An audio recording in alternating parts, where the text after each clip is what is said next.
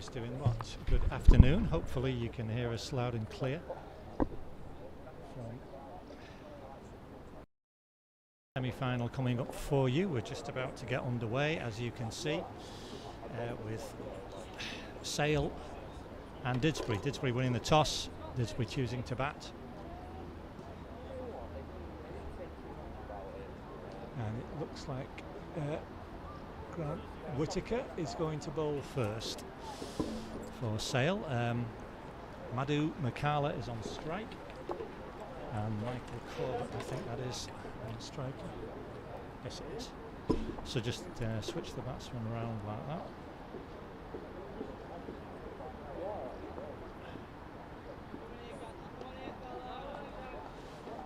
So the winner. Everything good, thanks Andy. So we're underway in this second semi-final. The first ball about to be bowled. Gareth Watterson in, right arm over, and Madhu Makala has smashed it straight away for 4 runs. A fairly typical start for Madhu. He loves to feel bat on ball very early on, and has crunched that for 4 through square. And Didsbury off.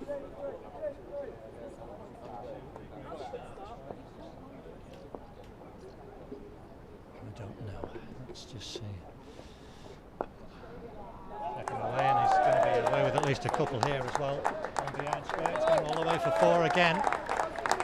And great start for Dids.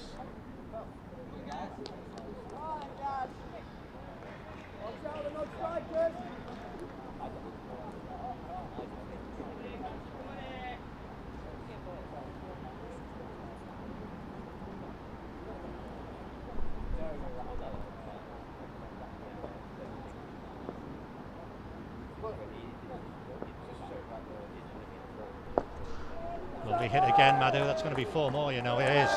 He's smacked it away to the cover point boundary, and so fantastic start for Didsbury. Okay.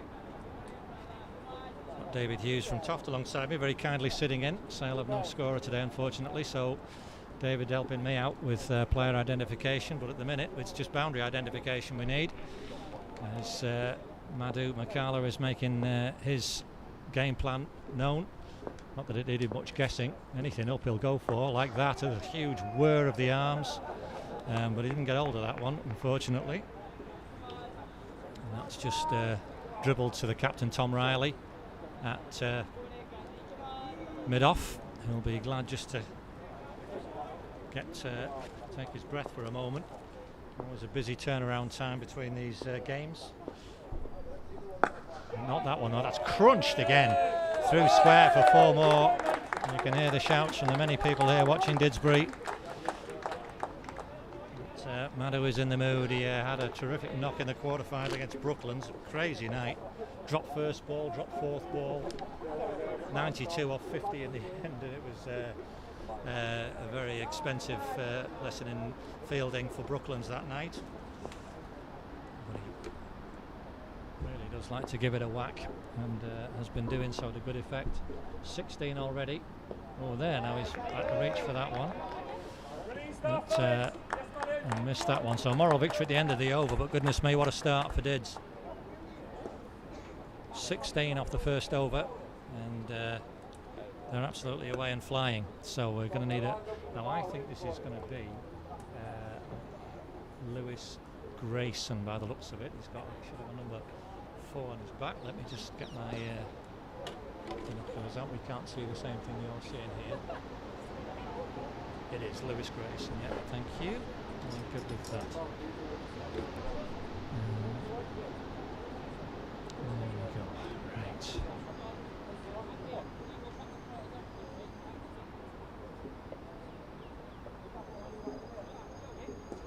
So we should put that on. Right, so he's going to bowl from the Parswood Road end is Lewis. He's going to bowl to the wicket-keeper for Didsbury, Michael Corbett, who's rushed back from a stag do in Sligo to play today, and we're delighted that he's made it back. I can tell you, big part of the team is Michael, and Just push that over there like that. So.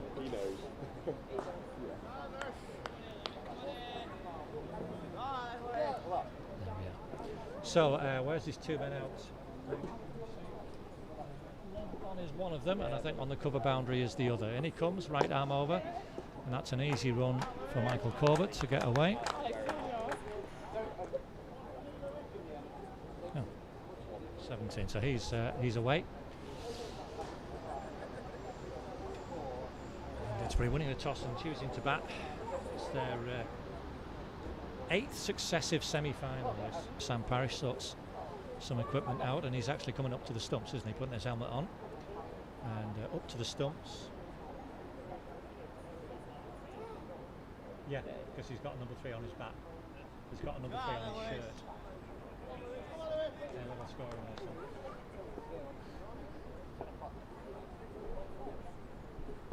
So, Lewis Grayson in the air, Madhu, but he's chipped it out just for a single onto the leg side. I think that was that Saif Faisal. That's him down there. So 18 already on the board. Keeper staying up. Oh, and he's bowled him though. That's an early breakthrough for Dids, as Michael Corbett tried a rather ambitious ramp shot, missed, and he's out. So first breakthrough for Sale. And Michael Corbett departs, just made a single. 18 for 1. I think Zoe will be coming in next, but we will see.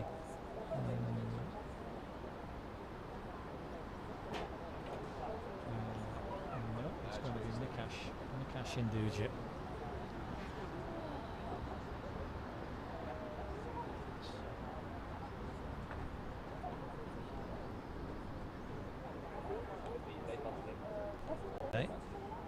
Nikash.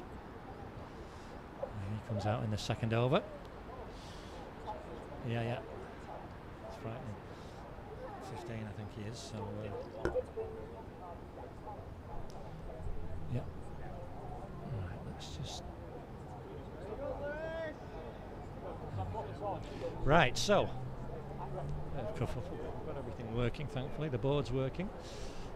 And the stream's working, so all should be well. And if you're joining us from Sale or connected with the club, watching even at Sale possibly, welcome to you. And it's very pleasant here now at Dids. It's lovely and warm still. I was out umpiring yesterday. I was blowing a gale at Bramall. Oh dear. Yeah. It's very windy everywhere, but thankfully lovely and still today for the semi-finals, as Lewis Grayson is in. First ball is defended.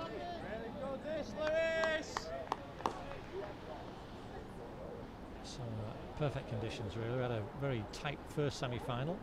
Toft eventually prevailing with just a few balls to spare against Marple. They made a bit of a meal of it, didn't they? It is now 106. But the winners of this game will play Toft in the final. Around about 4:30, I think that will start. So another good ball from Lewis Grayson, can be defended away. It's the earliest in the season that T20 finals has been played. Third 11 T20 finals has been played ever. Certainly since it's gone to the T20 format, which it has done in 2012, I'm going to say, 2011, something like that. But it's always shunted to the back end of August, September. It's very disappointing as Nikash is away, and he's sent back by, well, there was an easy run there, boys, but sent back by Madhu, so no run in the end. 2 overs gone. 18 for 2 is the score.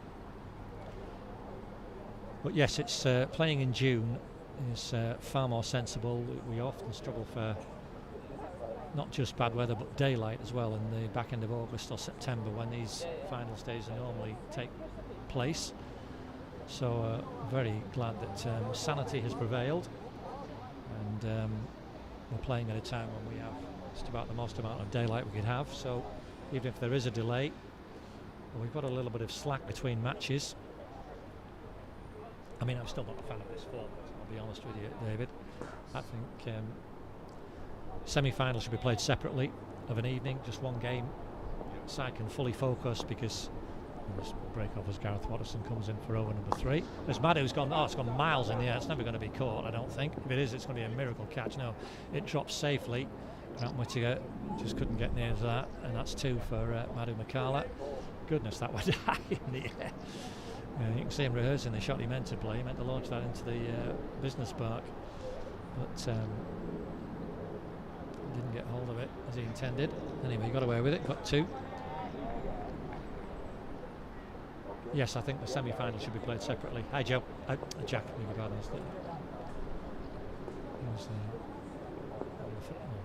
changing room balcony, I just see him now. And that's gone up in the air now. It's a leading edge. It should be out this time. Is it going to be caught? It is caught. Lewis, very good, Lewis. And that is Lewis Grayson who's caught it. So 2 big wickets for Sale. Madhu Makala perishing, playing his shots as we know he will do, but not quite going on as Dids would have hoped, and he's the 2nd wicket to fall.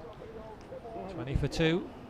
He troops off a rapid 19 off 9 balls, but that's an end of it. Leading edge of the bat, will be disappointed, but this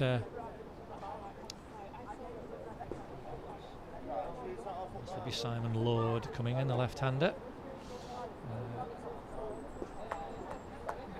So a right-hand, left-hand combination. As Manu departs, disappointed to be out there so briefly, and Didsbury will be too. But there we are.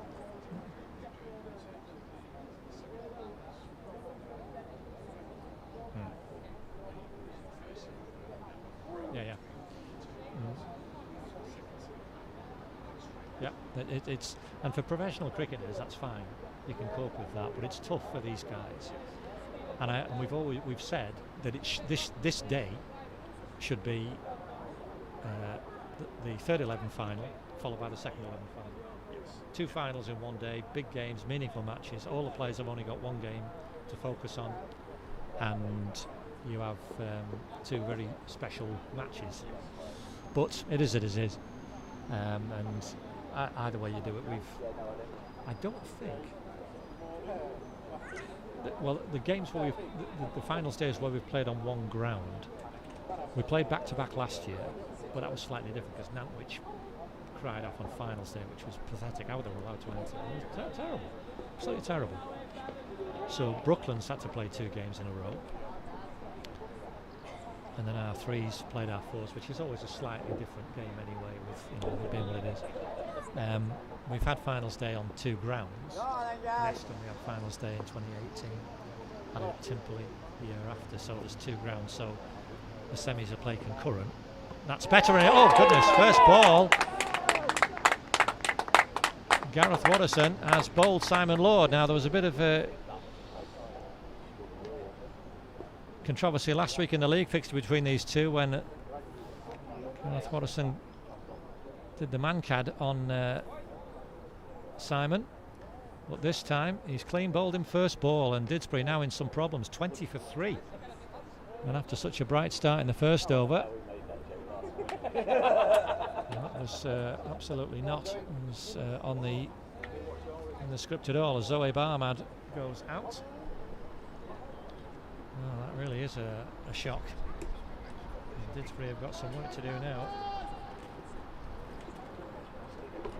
3 wickets having fallen in 7 balls, and just 2 runs. And the holders have got a job on here now to bat these 20 overs. Put a total on the board.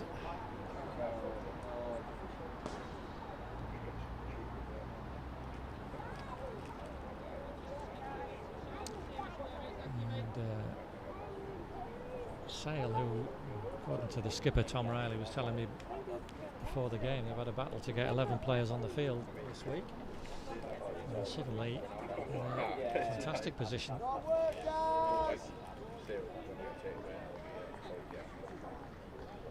So 20 for 3.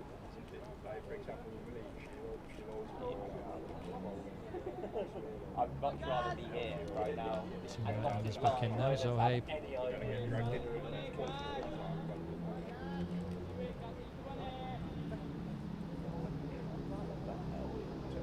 cricket with Nikash, so hopefully these two can just take the time to build a partnership.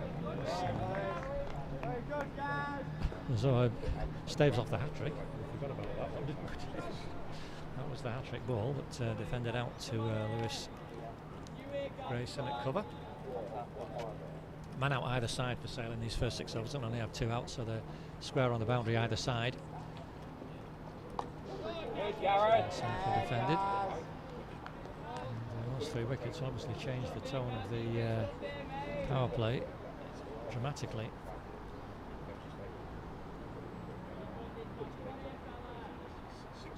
That's correct, yeah. So last ball of the 3rd over. That's going to be the first wide, I think. It is, yep. Down the leg side, everything will be wided down there, so that's gratefully received.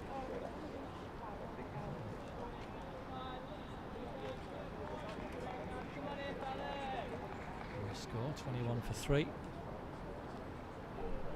So this should be the last ball of the 3rd over. It's defended. So what an over for Sale. 2 wickets in it, 2 big wickets as well. And Didsbury with a lot of work to do here. 21 for 3. The 2 youngsters having a chat. Well, he could go up this way, but he couldn't go. They're deciding on tactics. As,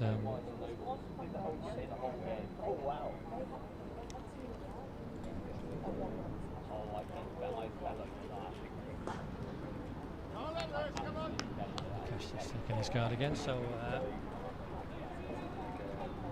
at long on and deep mid wicket. So let's see where this goes. Lewis Grayson, 2nd over. Nicely driven, but straight to extra cover.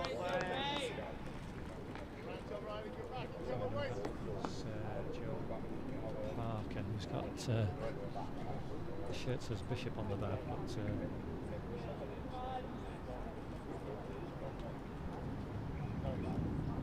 yes, John. Chat with him beforehand.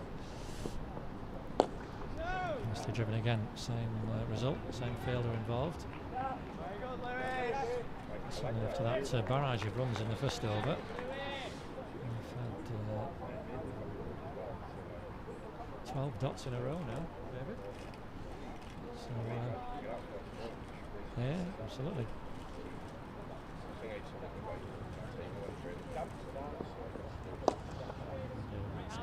It's a single there. Yeah. Cash off the mark with smart running.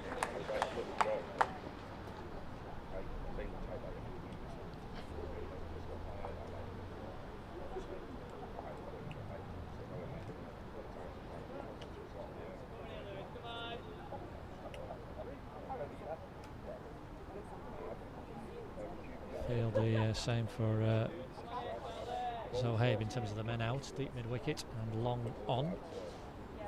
So I'm assuming he's going to pitch it right up Lewis Grayson, and he does. Down in length, and it's often a perfectly good formula that Dids.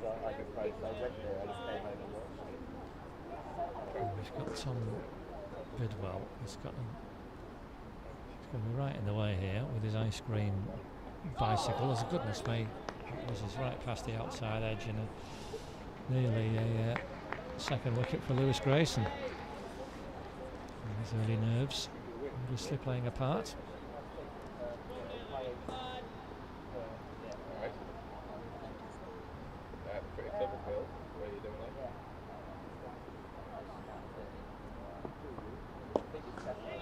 Nicely driven, and Zohaib off the mark now with a single as well, but it's just 2 from the over.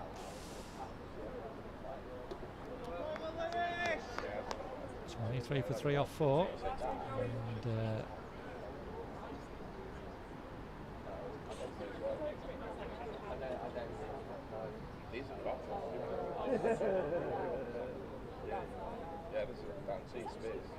let's have some fun with the ice cream vendor. Tom Bidwell, who's looked at some scheme to ride a bike around the ground. There's quite a knot in the far corner as well, and you can just see them in the left of your picture. You'll see Tom probably cycle along there.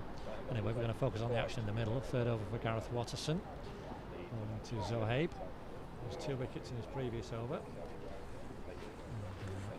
And, 1 man out either side of the wicket on the boundary, the 2 men out. That's nicely flicked. Only going to be a single. Nicely flicked away to square. Showing Imran doing the field in there. His short fine leg. And those chips. It's all burning, you need to get rid of it. I'm hungry. It's only just because I just don't know whether to. It's only because we had somebody might get injured and slap a barbecue all over the field. 4 for 3. Cash. Driven nicely. Clump hit hard, but the man's round from the cover boundary and he's knocked it on. So a couple of runs, smart running by these 2. 2 for Nikash. It's a nice firm cover drive all along the ground, and the man who's scrambling round on the cover boundary sort of deflected the ball away, stopped the boundary. But, deflection allowed them to take a second run. 6 for 3, that's going to be another, that's going to be 5 wides, I think, is it? And it is in this first, oh no, 4 leg byes.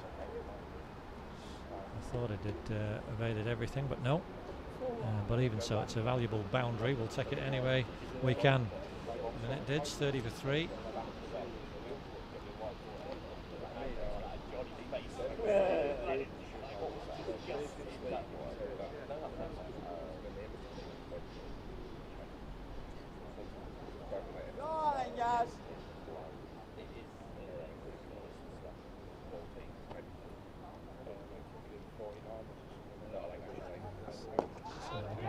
Nice yes no interlude here. Don't in the end, but that's, I think, one of those where you run for the shot. It came nicely off the bat, but it was straight to Lewis Grayson at extra cover. Perhaps if they'd both gone straight away, they might have got home, but there was a bit of hesitation. So anyway, Didsbury avoided disaster as that's down the ground nicely by Nikash. Advanced well. That's going to roll on for another 2, I think. Whittaker doing the chasing down there. So 9 off this over so far, a better over for Dids. 3 down in the power play is not what they would have wanted at all.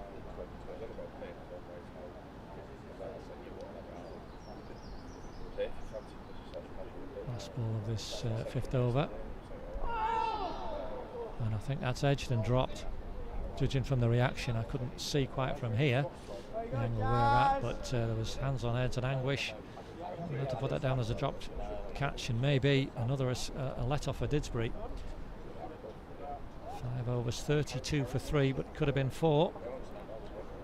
Catch behind the wicket's gone down, so you can see those 3 circles in the 2 overs, the wickets on the Manhattan. Giving Dids right back. This a fresh pitch for this semi-final. It's the one just to the left of your picture was used for the other game, so it is. We do try and rotate the wickets round. We've had finals day before at Didsbury, and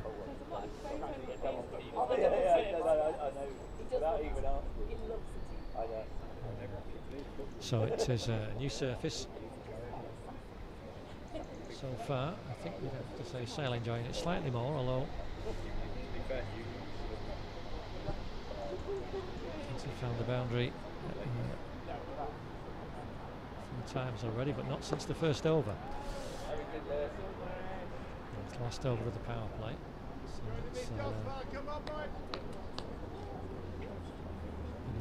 really good response from this Sale team.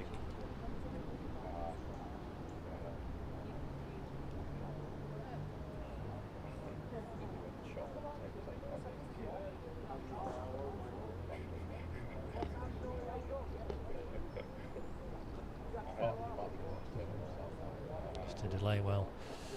Shoelace is being retied, bootlace rather. There we go, we're all ready to continue.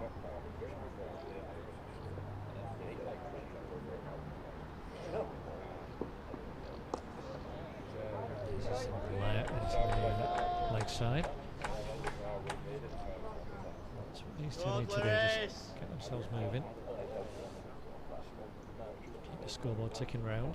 And it's a very fast scoring ground, Didsbury. It's a little more towards the road side of the ground, as the pitch. That Didsbury, so it's a longer hit. Cash is offside. Has he got that one through? I think this might be another boundary. It's scootling away. No, a boot on the ball. And that was Sad Faisal, I think. Not exactly in the. You won't see that in the IPL, shall we say, but nonetheless very effective. The old trap on the ball. It was scurrying towards the boundary, so he saved his side 2 runs there. Nikash has driven nicely, and this time this could be tight, but they've gone at the same time, thankfully, and Zohaib dive just made his ground. It was Joe Parker again with a good accurate throw in to Sam Parrish. Andy Marsden looked like he's got his bath towel on behind him, doesn't he? Well, that's always fallen out now, and he hasn't realised he's dropped his jumper. And there you go, mate. Right. He's going to put it over his shoulder. There we are. Why do you need jumpers on a day like this? I have no idea. It is very warm. And with that brightness you can see now is not an illusion. That is lovely.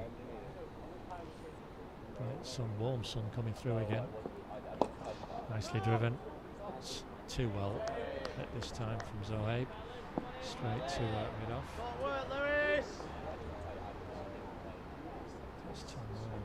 Yeah, gosh, yeah, lovely and still.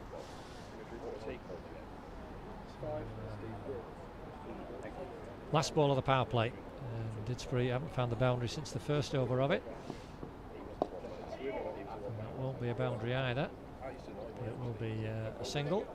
So power play is over, 37 for 3. And with 18 off the first over, you wouldn't have thought it would be that few, but nonetheless, that's what it is. So you have to say 1 to Didsbury, but 5 to Sale there in terms of the overs. Now, are we going to have a change of bowler, David? I think we might be. Let's just have a look and see what's going on. Gareth Waterson's kept his cap on. So Sam Hazell's got the ball. And it's going to be the captain, Tom Riley, who's going to bowl it.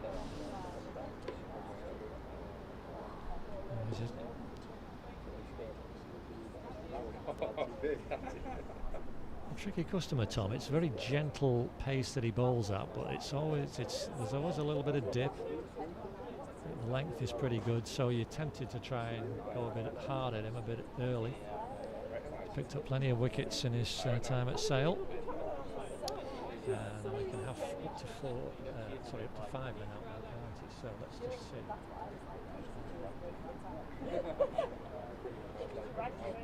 So yeah, short fine leg and short third man. Deep back with points. He's got cover on the boundary.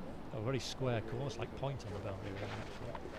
He's got long off and long on, deep mid wicket and deep square leg. So he's just 5 men. So there's a massive gap on the leg side. Nobody in the circle at all on the leg side fielding. So runs anyway, so he wants them on the leg side, but obviously it's a big hit to the boundary. There's Tom Riley in first ball. And it's, as we said, that line and length.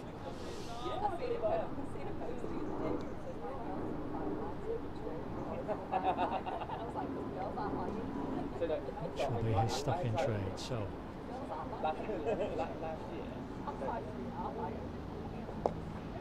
it's an easy one there. Too short, fine leg. So Cheyenne Imran fielding there.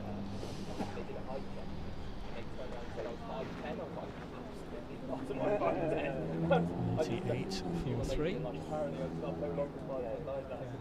be interesting to see if I'm sure the players must be aware of this leg side field. Nobody in the circle at all, so it'll all be off stump and outside. Now there's a free hit, really. That's a big loopy full toss.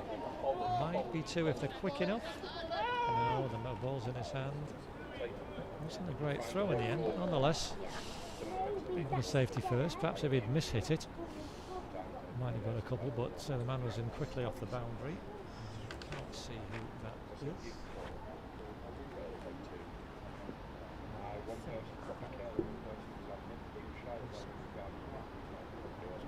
Oh, he's bowled it. Tom Riley's done it. Sorry, he doesn't look at the fielder, but looking back to the wicket, and it's a fourth wicket for Sale and a big one as Tom Riley, the captain, breaks through.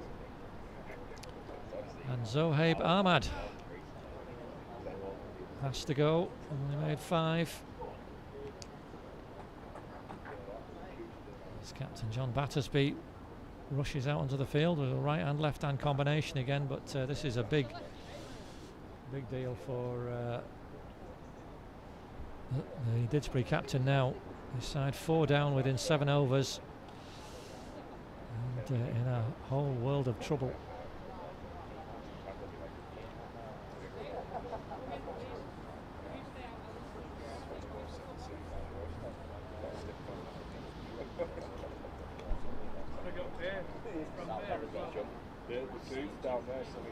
Indeed so. Indeed so.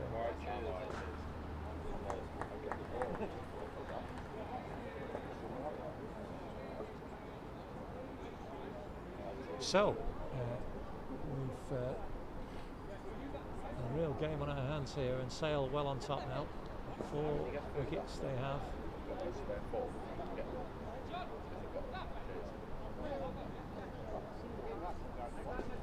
And they will be absolutely delighted with this start as left-handed Didsbury captain comes in to face his opposite number.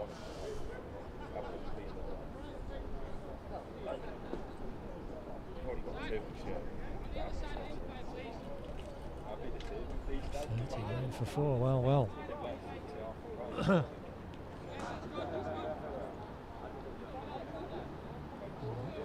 This is really going to be a mark of after the cup holder's medal here.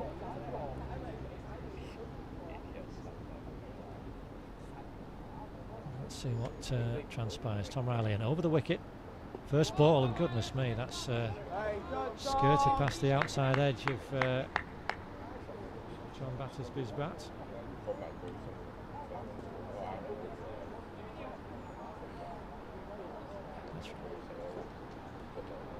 There is one to come, David, yet in this 7th over. And just defended carefully by John Battersby. So 39 for 4 off 7. And real problems for the holders. There you can see the scorecard. What a mess that is. Bright start, bright start from Adam McCallum in that first over with 18 off it, but since then it's been all Sale. In truth, no more boundaries since that first over. 4 wickets have fallen. And change of bowler here as well, I think.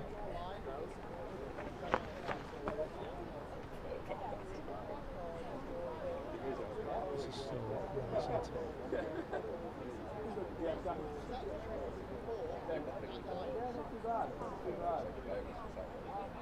yeah, it is still Lewis Grayson, so we just work out who's who from a distance away. We've managed that. Yeah, so that'll be his last over. 1 for 9. He's bowled really well, Lewis Grayson. He's conceded 7 singles and one double. He's got 1 man out now as well. He's got extra cover. Keep the wicket. One's still in place. More of a run serving field. That's flicked nicely by Nikesh Hinduja out for a single. He's got the double figures at least.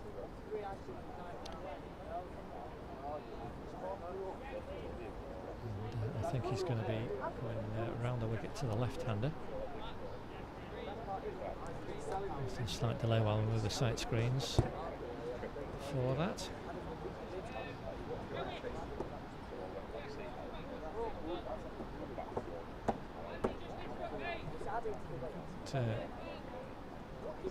More people in the ground now. It's a lovely day for cricket.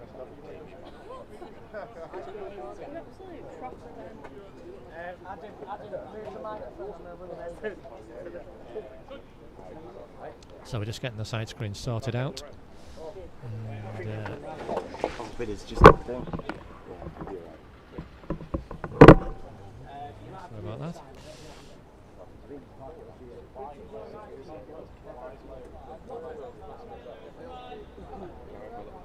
Right, we're ready for some action, I think.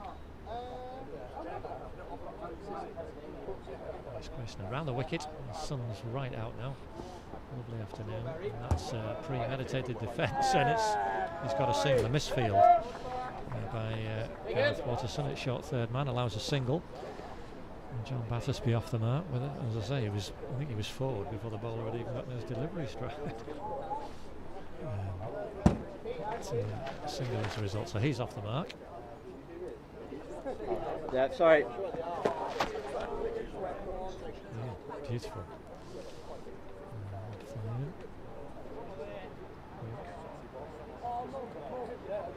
Yes, quite as scenic as the lovely Toft. Another single there from the cash. No one backing up. Coming quickly round now. That was the captain again in action, so just one run. Yeah, Toft, I think, top of the pile in terms of the scenic nature of a cricket ground. But yeah, we've worked hard on the ground, and it's so well kept. The actual ground itself looks in fantastic condition. So for a super day of cricket. And Battersby drives that hard. And a single. And that's what Didsbury will want to do, just keep the scoreboard ticking at least.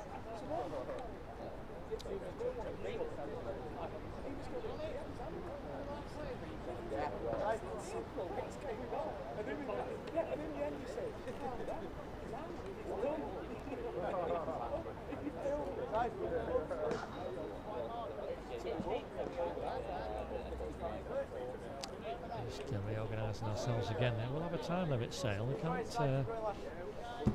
80 minutes is what they have. I'm assuming that's being applied fairly rigorously to fit in today. But anyway, ready now. And that's a lovely drive from the cash. Now this might be a couple here. Alex Shelton is round but can't prevent the two, and that's well run. And the Didsbury skipper is coming to the danger end, but nicely stroked through the offside by Nikash for a couple. So last ball of Lewis Grayson's spell, and the job he's done for his side. For 15.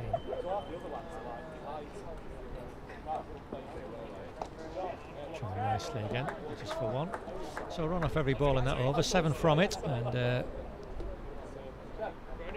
46 before the end of the 8th. Lewis Grayson finishes 1 for 16 from a really good spell from him. And you can see his contribution. Just the 3 bowlers so far. We'll see somebody else from this the Powswood end obviously next over, but Tom Riley I think will continue through.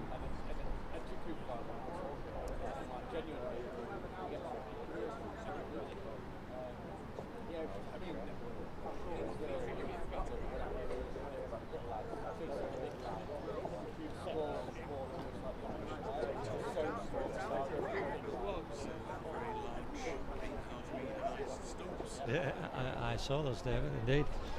I think that I thought it was a ploy by Nigel to try and get a few more wickets. wheel him out into the middle when he's bowling.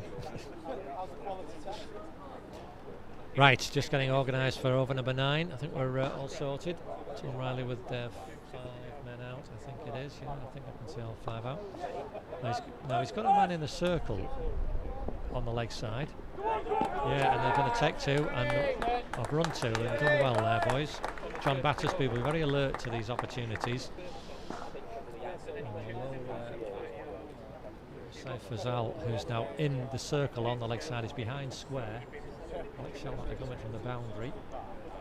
Wide long on, wide long off. Third man back as well, so but he's got Sits straight down on the ground to the wide long off. That's Grant Whittaker, I think, down there. Single. 49 for 4. So it's just having to pick the gaps here. Now, the left-hander's on, and I don't think Saif Fazal's realised he's still in the same position. Do they want him there? We've got short third man, backward point and cover. I'm not going to say anything. I'm not sure he should be there, to be honest, but anyway, we'll see. Didsbury cuts hard, takes a single. And the 50 up for Didsbury in the ninth over.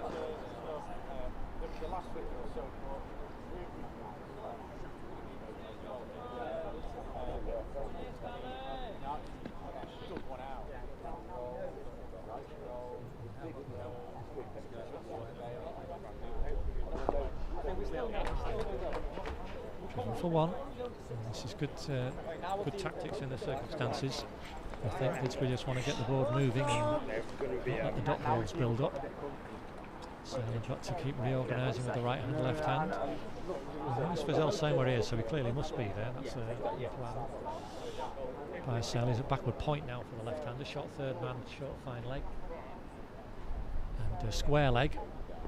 Oh, that's down outside the off stump. John Battersby frustrated with himself there. Deep mid wicket on the boundary on the leg side.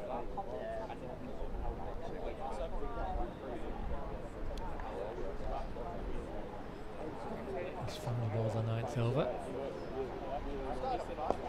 He's cut away. Now has he beaten the man? No, he hasn't. That's really well fielded by Cheyenne. Imran, beg your pardon. So that's just a single. And 6 from the over. Making it the end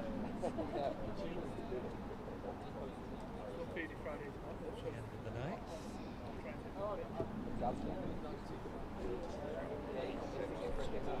Now we're going to have a new bowler from this end. This is Saif. This is Saif Fazal, isn't it? 59. Yep, Saif Fazal. Yep. So there. Never seen him play or bowl, so we'll have to assume it looks like right arm over.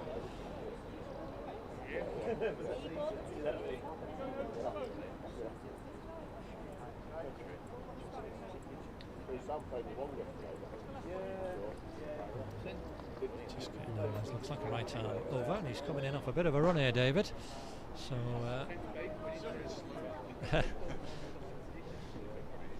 yeah. Let's just long on has gone back. Deep extra cover on the boundary. Fine leg and deep mid wicket. So that means he must be fine. I just can't see the other fielder. Anyway, first ball from Sam. That's a nice delivery. Hit cleanly, but straight to the man at backward point. I think that's Grant, is it? Yeah. Straight to him. Oh, go for it, David. It's long on, long off, so there's just 4 in. He's just gone for his burger, I don't blame him. Oh, that's another good delivery from Saif Fazal.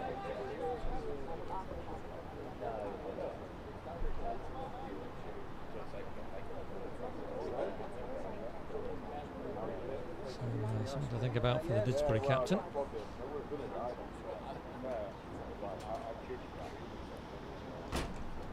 It's all right,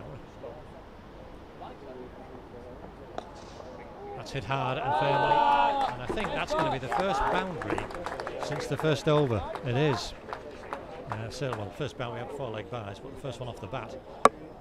For John Battersby, that was a lovely shot. Through the offside, crunch through.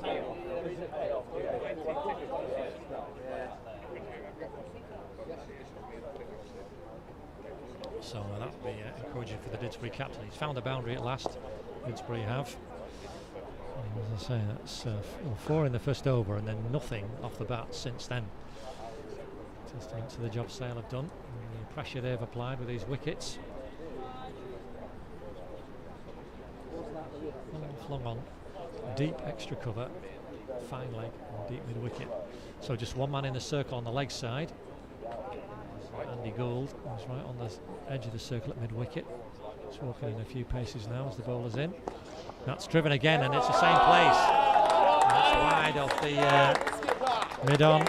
It's a correction mid-off fielder for another boundary. 2 in the over now for John Battersby. He's in the double figures. That was a very nice shot in the same area. And Alex Shelton, who's correction, Lewis Grayson, who's the ball that would spell. He's in the firing line there, but both times well to his left-hand side, I think it was. Thrown away to the boundary. He's gone a bit straighter now. So almost a premeditated defence this time from the Didsbury skipper, but there we are. 8 off the over. Didsbury will settle for that, and they've just started to settle a little bit now since that clash of wickets. 3 overs these two have been together, added 21. And at halfway, Didsbury 60 for 4.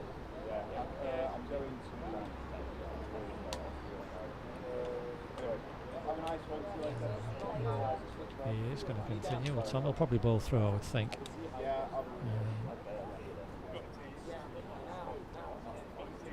Yes, I'm not familiar with many of these Sale teams, so other than him and Gareth Watterson. So what they've got. So all the men on the boundary in front of the bat. That point on the boundary. Big gap through extra cover because cover's very square. But he's a clever bowler, and Nick Ash just can't get it away. You've got so much time to think. You've played 2 or 3 different shots in your head. By the time the ball's on you and you realise then you've got to do something, and you end up just either blocking or getting in a bit of a tangle. That's what he's done. And again. So, asking the questions is the skipper.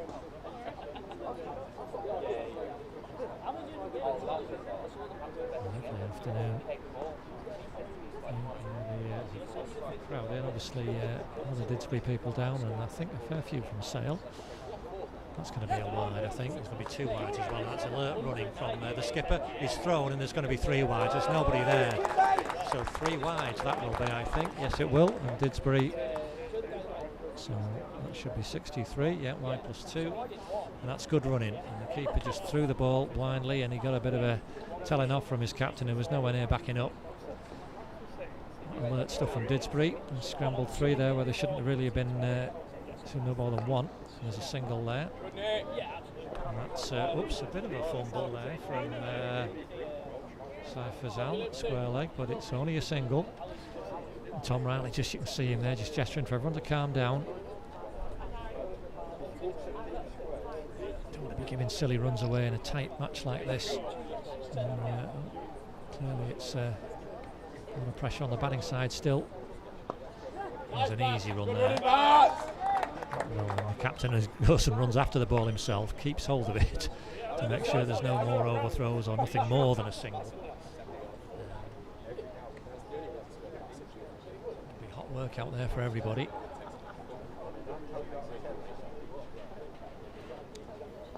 Nicely driven, single there for Nikash. Into 20 now. A reasonably good rate. So he's played a game this morning already, so we'll taste of his fitness.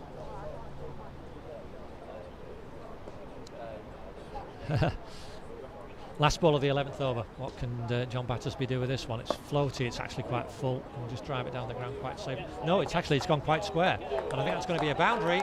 Sorry, I thought it had gone much squarer than it had. It was actually more through extra cover, and that's a splendid end to a good over. 10 off it for Dids, 70 for 4 off 11. Tom Riley will be frustrated with that. He's got the length slightly wrong. He made it in the full. John Battersby and drove it cleanly through a big gap at extra cover. It's a long way to the boundary, but got there.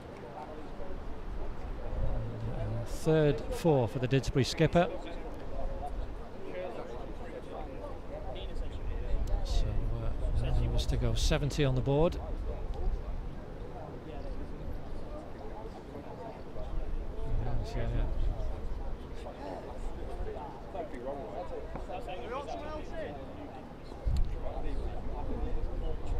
So Didsbury, so just sorting the field out here. You can see Lewis Grayson sprinting across the field to extra cover. Realised the right-hander's on strike. You can take your time, Lewis. You don't have to quite go that 100-metre dash. Anyway, Saif Fazal in for his second over as Nikash. It's bounced away for 4. It's gone straight enough. And 4 for Nikash Hinduja. His first boundary. Went aerial, but went straight enough. I guess we'll never know. Max Bishop, long one was too wide to cut that one off. Nice straight hit from Nikash Hinduja on the 24 now. That's a full toss, and that should go. But has he got hold of it? I guess we'll never know. We're going to get 2 though. Max Bishop just got round well. He's nowhere near him for a catch in the end. I think Nikash will be disappointed he didn't put it on the road, in fairness. That was not a good ball, but got a couple for it. 76 now for 4. Partnership 37 and just starting to build. Didsbury need to continue this. Saif Fazal stuttering run up. That's another full one, and that has gone. I guess we'll never know. I thought it had gone for that. Anyway, it's full. I'm pretty sure that's 4. We'll just get the confirmation from the umpire. Wanted to check. Yeah, it is 4 runs, but great 3 balls for Dids here. 4-2-4. And Nikash hitting the ball beautifully onto 30. He was 20 off 25 and now 30 off 28. Shows you how things can change. Partnership 41, vital for Didsbury. After that terrible, well, great first over, but then terrible overs after that. Clatter of wickets. They were 39 for 4. Now up to 8. Just a slight delay while we retrieve the ball from Shrubbery. This kind of thing. We're using a pink ball today, David, and by rights we shouldn't. This is a red ball competition. Clearly the sides have agreed to it. But yeah, I mean, I think the batters enjoy it and the bowlers don't. I think with the pink ball is what I've picked up this season. But anyway, pink ball is what it'll be. So there we are. What do you think right, again, guys? ball number 4. And that's on the pad. That's going to be a leg by. One on the arm. It is a leg by, yeah. So just 1 leg by, but another 1 on the total. Didsbury take all these runs that they can. 42 off just 5 overs, 31 deliveries in total. These 2 have faced. And he's wide. Didsbury skipper now on strike. That looks a bit wide, it is. So another 1 for the total. 12 off this over already, and still 2 more balls to come. And Didsbury have shown the value of just being patient. And as you build a partnership and put a bit of pressure back on the fielding side, you have to answer the questions. Saif Fazal, a good first over. Some tight deliveries, but went for 2 boundaries. That's short. It's going to be another leg by, I think. Now. It's a leg by, but Sam Parrish there, credit to him, because this time he saw there was nobody backing up, and although he could have had a shy at the stumps, he decided to just keep hold. I think that was a wise option. Yes, it was good backing up all round. Didsbury alert to all these scoring opportunities which they'll need. Last ball of the 12th over coming up. That's clipped beautifully, but dropped. Oh, it went low. He got a single in the end, Nikash Hinduja, but it was dropped. That square leg, I'm pretty sure that was.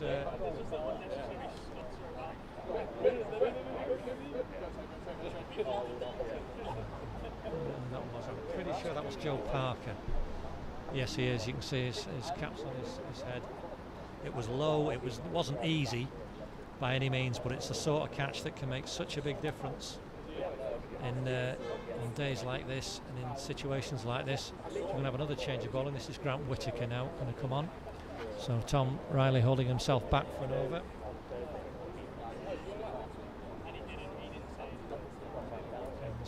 Grant Whittaker is another very experienced campaigner.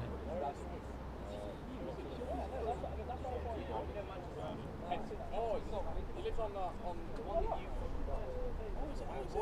Yeah, and he was like, yeah, that's fine. It looks like muscular. So life for Nikash, and he clipped it nicely but low, but to the man, but just scrambling on the floor, couldn't hold on. Anyway, he survived. Grant Whittaker in for his first ball and a single down the ground. So, long off. was warming up. Brings John Battersby on strike. Now he's going to come around the wicket to the left-hander. There's the experienced Sale bowler. Whittaker has captained, I think, this third 11 for a time. Just altering the start screen position. Who said that? He's being nasty to me. Sorry about all the gibberish you can hear in the microphone. I can't quite control it. We'll try and sort it out if we can. Nice to have a bit of atmosphere from outside. Anyway, he's took that out nicely, John Battersby.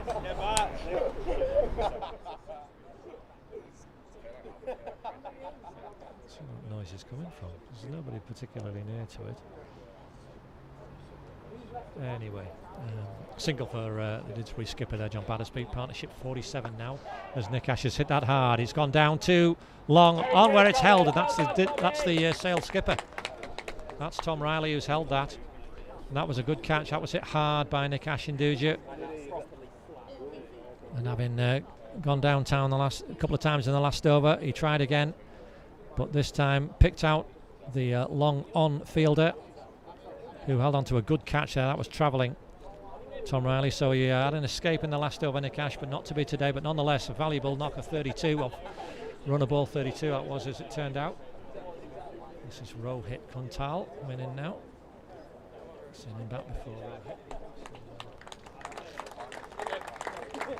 A great effort from Nick Ash. Added 47 with his captain. Vital partnership. That's the fifth wicket though for Didsbury, 86 for 5, and they've still got 7.5 overs to bat. As predictions are going around between 130 and 140, I would say that's an absolute minimum here.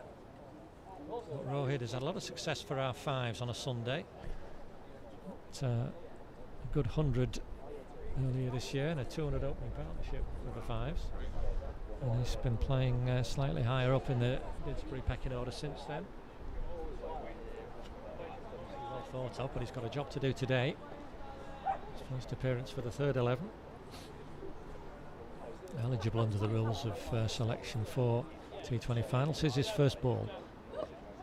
He's flicked it away, and he's got away straight away with a single around the corner. John Battersby calling him through, and he will have to be on his toes. Will Rohit, because John Battersby will scamper through for every available run. And he knows now there's a fair bit on his shoulders, the Didsbury skipper. So Whittaker is in around the wicket. But he'll back himself, John Battersby. He'll know if he can stay there. This side will at least get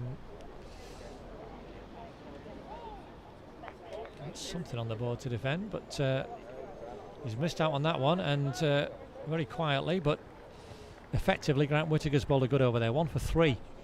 So after 2 more expensive overs with 24 coming off them, just 3 off that over, and there you can see the Didsbury card. The role the skipper's got to play now. Fine knock from Nick Ash in Duja to rebuild that early damage. So Fazal's going to continue. Got targeted in the last over, went for 14. We'll see what Rohit can make of him. I'm not quite sure he needs to come in this far, to be honest, David. He stutters in, and he could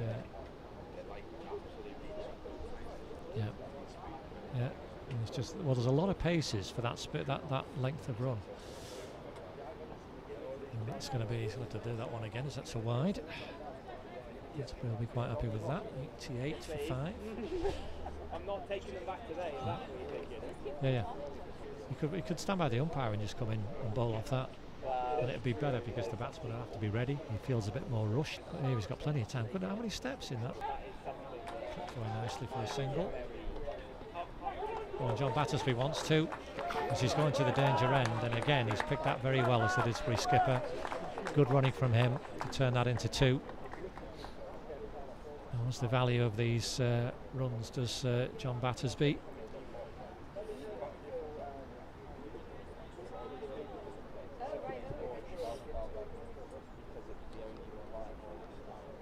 He's going to nearly, so Saif stutters in again.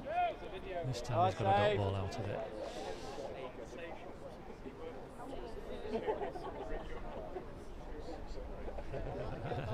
Absolutely.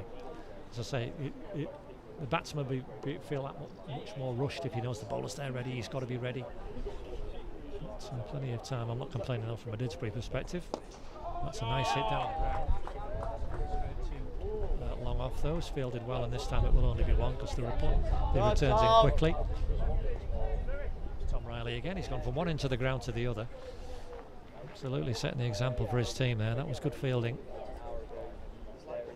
One of those where if he'd mishit it, he'd probably got more than a sweet strike like that. Anyway, single for Rohit Kuntali's onto 4. John Battersby on strike. Just got off the bottom of the bat. 91 for 5. The very first finals day I scored for Didsbury was back in 2013. Played at Irby. Ever been there, Dave? I don't know if you've ever been up on the Wirral. No. Long time since they've been in the county league. But that's a dot ball. He's got 2 dot balls in a row now, and John Battersby was thinking that might be wide or not, but no, he's just missed out getting any bat on it. He could have jammed it out between short third man and backward point, the boundary. Anyway, last ball of this 14th over. What can he do with this? He's cut it away, and he has found the boundary this time. Nobody's moved for that. 4 runs. That was what he was trying to do the ball before, and it's worked out this time. John Battersby into the 20s now. 22 off 22 for him. 6 overs to go. Didsbury 95 for 5. Yes, that first semi-finals day we played Cheadle in the semi-final and made 92 for 8. And in one of the most remarkable last overs in all that time, I can't think I've seen one. Cheadle were 89 for 8, won into the last over, and got 1. Simon Orton blocked 2 or 3, and then he was yorked. Last ball, Mark Dowse. Mark, if you're watching, listening, greetings to you. Look forward to seeing you back at the club at some point in time. And Lizzie. Things are well. It's never going to be out. It's come off the bat. That's gone all the way to the boundary, and it's gone for 4 runs. Yeah, Rohit Kuntal getting his first boundary. And he's got that away very fine. There was an appeal from the bowler, but Andy Marsland, the umpire, just signals 4 runs. Very welcome for Dids. Yes, he was yorked off the last ball by Mark, was Simon. So there were 90 for 9. Oh, that's a good ball. And Rohit was nowhere there foot-wise. That's just whizzed past the outside edge. Fortunate to survive. So Grant Whittaker now off 2 or 3 paces. He's bowling as effectively. And he's driven that nicely, and there should be 2 more at least now. John Battersby will certainly turn it into 2. And has done. So the Didsbury 100 up, 101 for 5.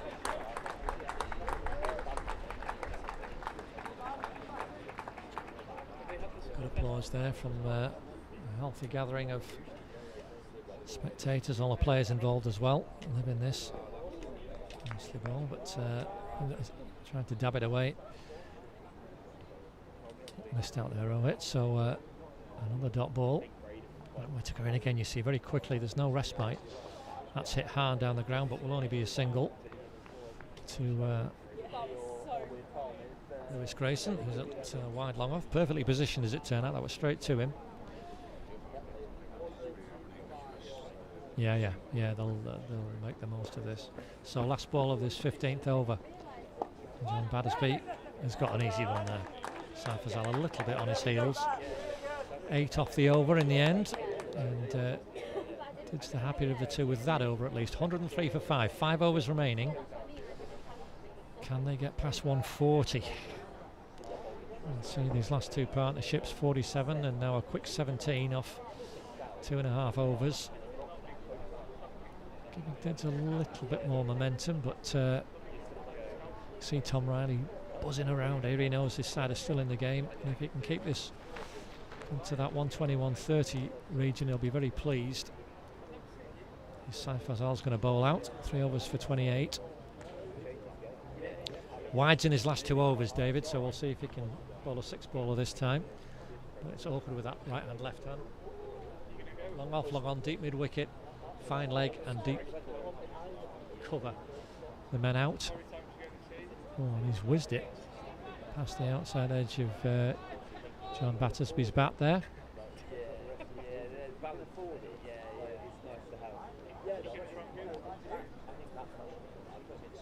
Yeah. Last 5 steps, yeah, he's just having a... There he is, and in. And he's just wedged away for a single. Couldn't quite guide it between the 2 fielders that time, but a single nonetheless.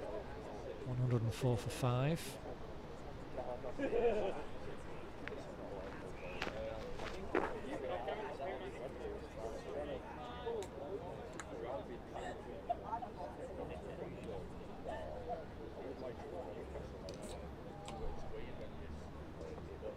Bowled him. Oh, it was a big swing from Rohit Kuntal, but missed out. And 11 off 10 for him, so he didn't waste too much time, but nonetheless.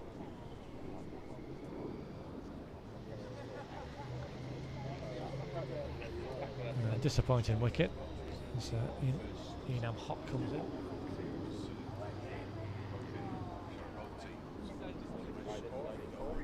Yeah, indeed, yeah. Nearly at that, but it's a different feel though. We'll see how well the bowling can do. Enam Hock's come in, and never quite know what you're going to get with Enam. He can hit it a long way, but can take a little time to get going sometimes as well. John Battersby's going to be pushing him for every available run here. Didsbury with 27 balls left. Of course they don't want to get bowled out. So well to claim these 6 wickets. And credit to Saif Fazal, he's kept a good tight line so far this over. Into the new man, Enam Hock. And he's off the mark straight away with a single. Well done, Enam. So 105 for 6. Just turn the sound down a little bit while the conversation near the mic. But right, the Didsbury skipper looking out. You can see that cover boundary calling his name, I think, John Battersby. If it's wide enough, he's aimed for it, but he's picked out that Whittaker, who's at more extra cover, I think.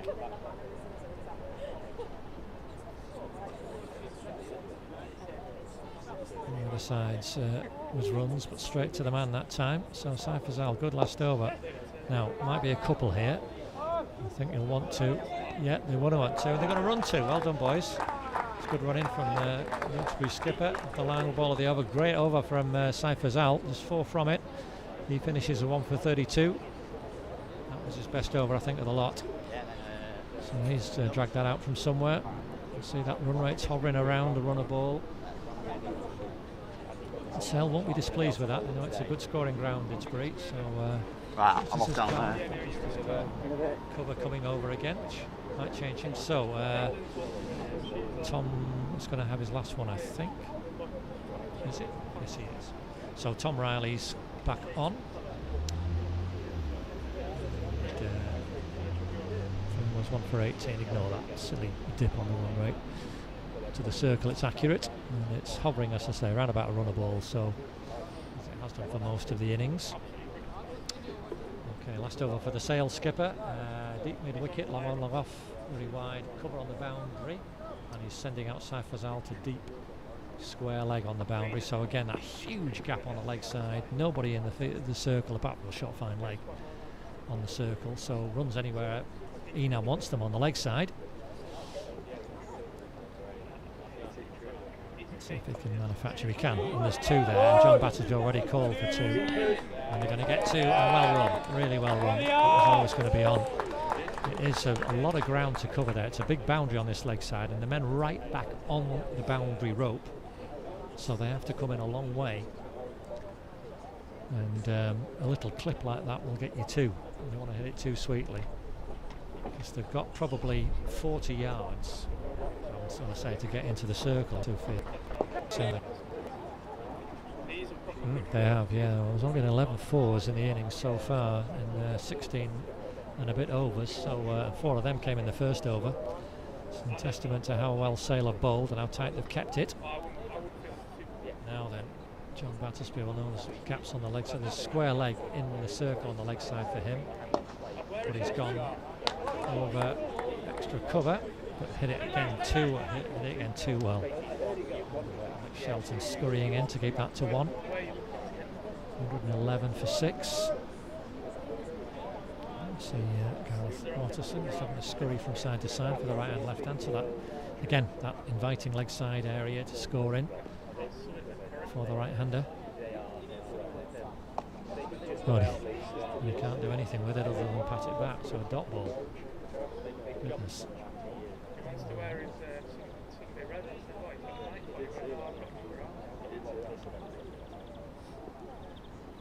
So really delighted with that. He's clipped that away now. There'll be 2 again here, I think. Keepers. No, just 1 this time. I'm not keen on the second, and it was credit to Alex Shelton, who headed in off that deep mid-wicket boundary. Just 1. So only 5 off this over so far. Last ball coming up. The Didsbury skipper at least want to try and keep the strike. He's crunched it through mid-wicket, but the man's round off the boundary. He has kept the strike. Lewis Grayson down there, so 6 off that over. Final over for the Sale skipper Tom Riley's bowled well. 1 for 24 off his 4. And now we've got, I would imagine, 3 overs left, so it's got to be Grant Whittaker's got a bowl from this end, hasn't he? Yes, he has. So it'll be Whittaker, Grayson, Whittaker.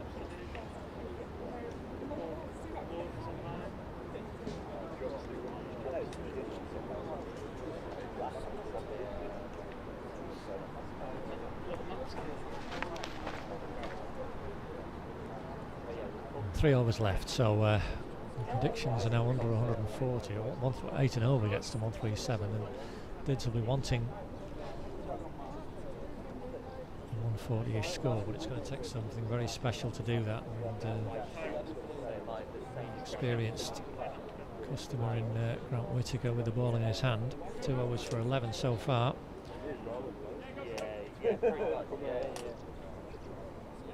From the sight screens, it's going to go around the wicket, over the wicket.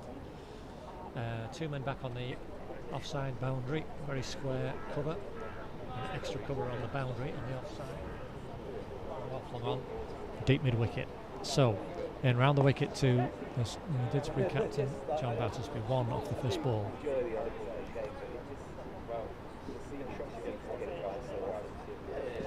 114 for 6.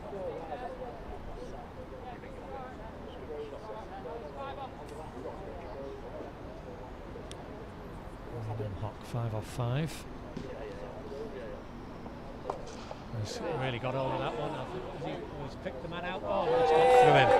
He did hit that sweetly, which is one of the things he can do. That whirl of the arms and a good connection. And although that is Lewis Grayson down there on the deep wicket boundary, it was hit so well. His stumbling stop, you could only deflect it on over the boundary. It's very difficult when they're coming at that speed.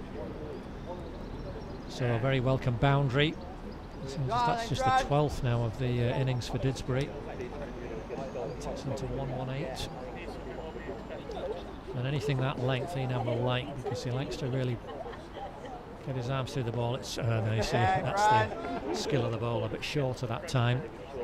Couldn't drive at that, and in the end nearly nicked it through to the keeper. It's a dot ball, which is precious currency for Sale. It's full again though, Whittaker, and it's not bowled that well, and he can't stop it again. Lewis Grayson, slight fumble on the boundary. Again, I think he put a hand out to try and stop it. He's thrown his head back in disgust with himself there. I think he feels he should have stopped that. We still not had the signal, but it's only 4. Cliff, there we go, thank you. 4 runs, 122-6, 9 off 4 balls. Fuller ball again. Whittaker just missing his length, and Grayson disappointed with himself there. Couldn't quite see how easy that was to stop or not, but anyway, it's gone for 4. And that's gone wild up in the air on a single. Man on the knee, it's dropped. That's Joe Bishop, and he hasn't gone for it in the end. He's just let it bounce. So that's a single for Enam Hock. And it was gratefully received. Last ball of this 18th over. Didsbury skipper digs that out and pinches a run, so that's a good over for Dids. 11 from it. Well run, boys. 124 for 6 off 18. So it is. Oh, it can't be Lewis Crest. Sorry, it's got to be Gareth Watterson. What was I talking about before? Gareth Watterson's got to bowl. Lewis bowl is 4 overs. My mistake. So yeah, Gareth Watterson's got 1 left. 2 for 24 for him. 2 in 2 balls. Remember, he took. Seems like an age ago, doesn't it, David? When it was on his start of the innings. That third dramatic third over where he had Carla caught and then clean bowled Simon Lord very next ball. 20 for 3. So let's see what Watterson can produce. Skipper 30 off 31, batted really well. Deep mid wicket on the leg side boundary, but that's it. Long on is there. Very full. Hit hard. Oh no. And that's a run out. John Battersby's gone. So a throw in from Grant Whitaker. Umpires are just having a consultation to see who's out. Yeah, John Battersby is out. That was his call, really. So he's run out. Throw back in from Grant Whitaker to the keeper. So Battersby out. So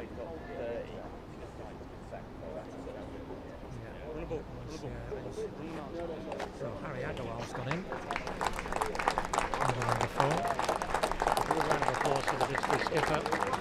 He's batted really well there. Nice to have him hanging around. But anyway, these things happen. So Harry Agarwal will be on strike. But that's a blow for Didsbury, because with bats there that could have been really nice. But young Harry has got to do what he can now.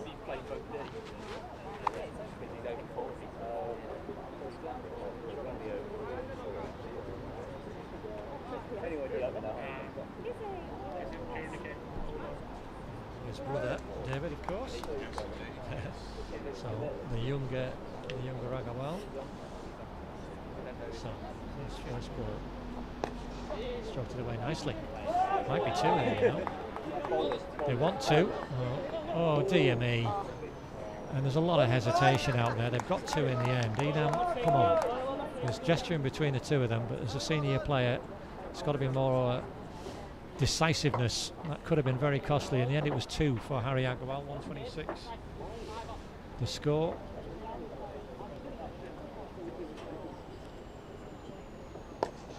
Clipped nicely again now. It should be another 2. Must be another 2, and this time, yeah, no hesitation.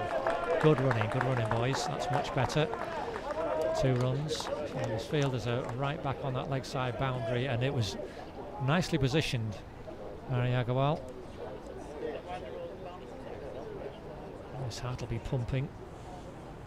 2 twos to run in 2 balls in a tense situation.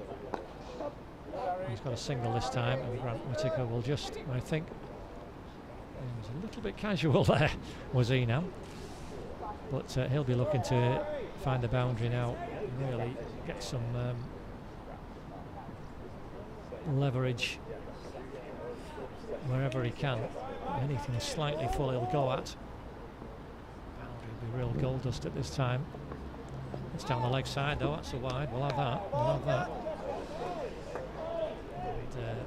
And Whitaker looking. Yeah. Got the wide end. It's in at 130. Up on the board. Still possible to get to 140 if these 2 can just pick the right ball to go at. Enam. It's full. He's dotted that. Now there's a run there, really. Got to take these runs at this stage, but a dot ball. One to go in this over. Oops.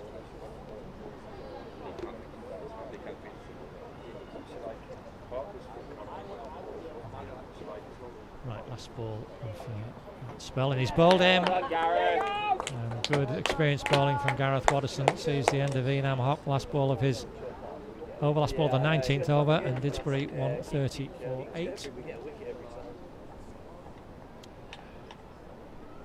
So Enam trots off a lot of a job to do with the ball in hand. 14 off 11.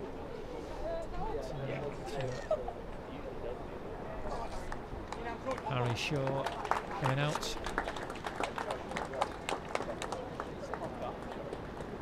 Sorry, I need to squeeze in with my bag in the back. The score 134-8. Balls. So, goodness.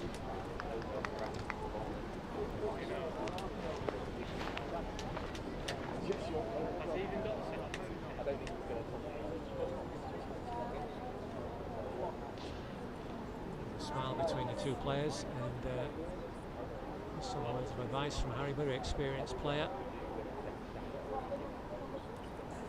And I think that 2013 final I referenced, I think he played in that. I'm pretty sure he did. To double check, he was a big part of the threes for a while, Harry. Good to see him back today, and he's non-striker at the moment with his final over. So, deep square leg, deep mid-wicket.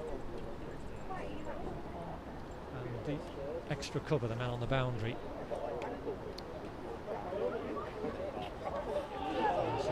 How do you think Edward's goal ball's going? I think it is a bye, yeah. So, good running from Harry Shaw. Slight fumble there from Sam Parrish, the keeper. So, every run vital, 131 for 8. And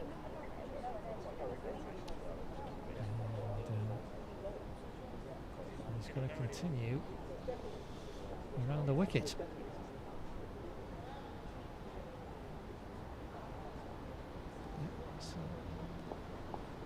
So, Harry, what can you do? Well, it's good leg, very full in the dot ball. Got that absolutely spot on. Whittaker. 4 balls remaining. Can Didsbury find the boundary? Again, it's very full, and Harry's going to have to think on here. Just 1 off 3 balls in this over. We need better than this. Get bat on ball and scamper away. That's bat on ball, all right. There should be 2 there. Harry's got to be racing back, and he'll get back easy. He's very quick, Harry Agarwal. That's good too. 133. 2 balls remaining. It was a good firm clump from Harry Shaw. Got to the pitch of it that time.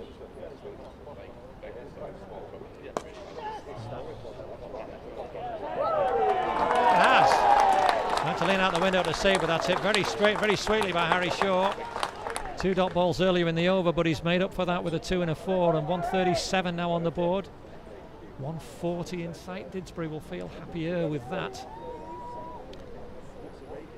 After that very bright start became a disaster, and they've had to rebuild. Last ball. Oh, it's going to be a run out though, and it is a run out, so 137 the total, but a good effort from Harry Shaw. He found the boundary once. He's run out off the last ball by the bowler.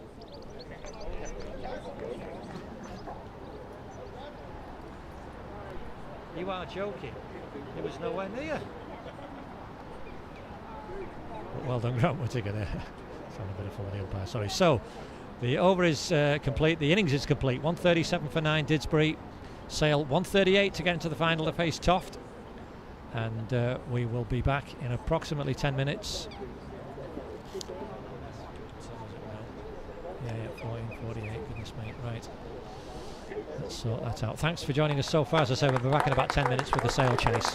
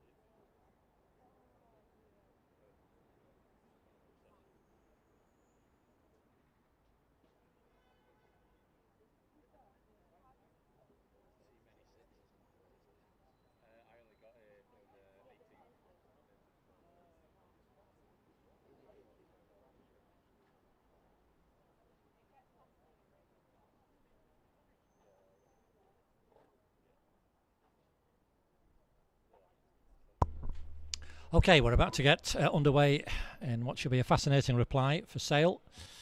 Joe Parker is going to take strike. Enam Hock is going to bowl from the Fletcher Moss end, where Andy Marsland is our umpire. You can see him there just sorting his umpire's card out. So Enam Hock to bowl the first over with this 137 total to defend for Didsbury. Men on the boundary are at third man and cover. Joe Ramsden's down at third man. I imagine he's going to bowl the next over. Harry Agarwal's at cover. We've got short fine leg, deep backward point, cover, square leg, mid wicket, mid on, mid off. And I think we are all good to go. Andy will give it. Oh, come on, he's coming on the walkie-talkie. He likes playing with us. Here he is. Here he is. Come on, Andy. Are we ready? Oh, he's having a discussion, I think, with his colleague. Are you ready, scorer? Can we have another 5 minutes for a cup of tea, or can we go? Wherever you want, I'm umpiring. See you. We're underway, and what should be a fascinating chase. Right, first ball, Enam Hock in to Joe Parker. And that looks wide and is. So Sale underway immediately. Don't be fooled by the shirts the Sale players are wearing, although it says Bishop on the back. I assure you it's Joe Parker. Max Bishop is playing, but he's not sure whose shirt he's got on, but anyway, someone's got his. Right, let's see if we can have the first legitimate ball. We can, and it's a huge carve at it. Not sure if there's an edge on that or not. There's a bit of excitement from the Didsbury players. Anyway, it's a dot ball. A bit of a swipe that was from Joe Parker. I'll be feeling the nerves as well, I would imagine.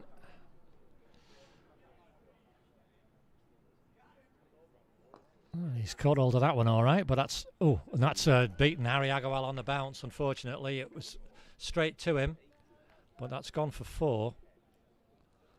And Joe Parker away. It was aerial, but nowhere near a catch. And I think as it bounced in front of Harry Agarwal, it spun, died a little bit bounce-wise, and Joe Parker's away with a boundary. Oh. Defensive push this time. You would think Didsbury are going to have to bowl Sale out. I can't see them restricting them. And stranger things have happened, but Didsbury will just have to stay patient and really make sure their fielding is absolutely top draw. It's not been a great start in that regard with that unfortunate spin on the boundary. What should have been 1 turned into a boundary, but it wasn't a bloomer by the fielder. It was just one of those unfortunate bounces. A bit awkward. It can happen with a hard new ball. And wide again. So Sale on to 6, and Joe Parker leaving well. Just no interest in that, and there'll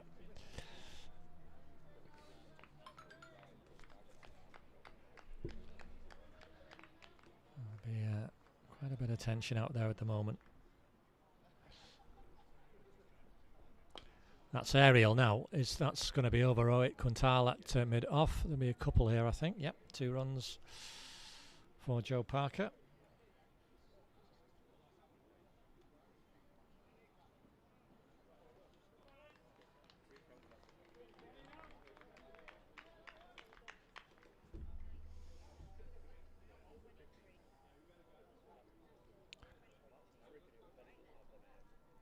So last ball of this first over. Oh, and that's a good one. That's past the edge. So a bit of a mixed bag that first over from Enam Hock. 8 off it, but 1 whizzing past the edge.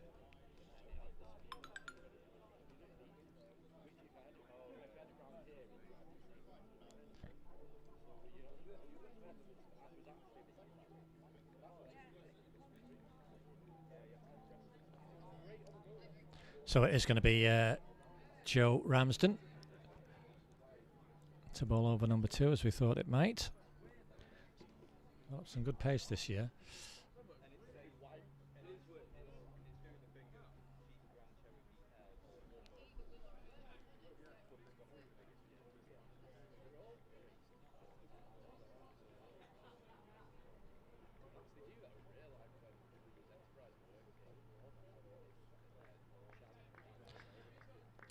Let's just see. Square leg is back, and is that it?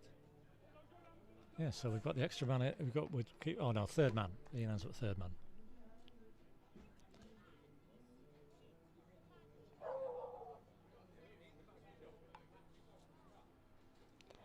Right. So Joe, come on. He's going to come around the wicket to the left-handed Grant Whittaker. And there he comes. That's short. That's looked a bit of a strange business all round. It was halfway down, short. Grant Whittaker played no sort of shot. Thumped him on the pad. There was a half-hearted appeal. But in the end, a dot ball. So I think I want to pitch it much further up than that, or Joe. Well, that's too short again, but he's got away with it. He's just chopped at that.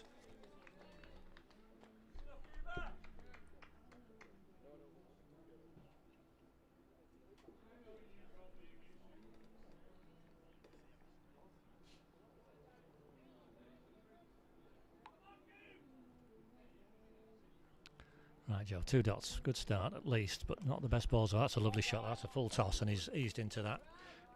Grant Whittaker over his first boundary. And they won't come much easier with a full toss that he's just not tried to hit too hard. He's just timed it really nicely. And plenty of space over the fielders who are in the circle on the offside. So both batters found the boundary. Sail on to 12. And Joe Ramsden got a reply for that. It's a bit of a nudge. I think he was through that shot a bit early, Grant Whittaker there. He ended up just sort of awkwardly hoiking it to mid-wicket.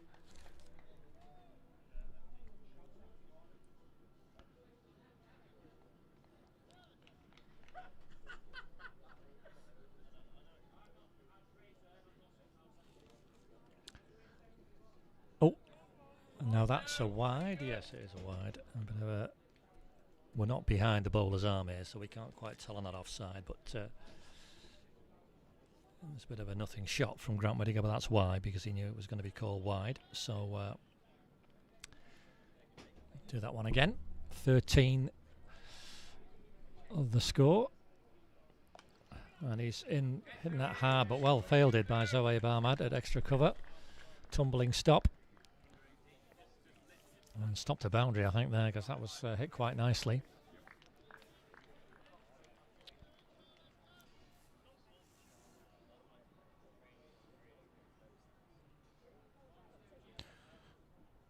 And again, that looks wide. That is. So Joe Ramsden's just going to have to sort this line out here. He's coming round the wicket to the left-hander. But Didsbury do not want to be giving away extra deliveries. 4 wides already. Sale only bowled 7, and one of those was a 3, if you will. So they've led the way in that regard. Didsbury have got to match that to have any chance. That's, I think, flicked something, has it? Down the legs, going down the leg side, but the pad maybe. Certainly no interest from fielders or umpire. 2 overs gone, 14 for none, Sale. And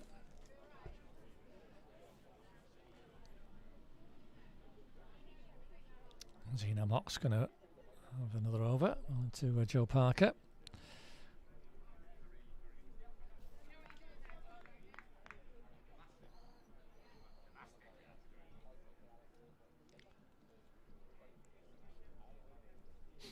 So Didsbury need these wickets now. We've pushed the 2 men out onto the cover boundary, so third man is now in the circle, just sorting out on that offside. So we've got a backward point on the boundary and extra cover on the boundary, and then Nick Ash is in a sort of forward point in the circle. As that's nicked. What a great catch by Michael Corbett. Oh, what a catch. You saw that, and a huge round of applause and yells from the Didsbury watchers. What a catch from the Didsbury keeper. Missed out with the bat today, but goodness me,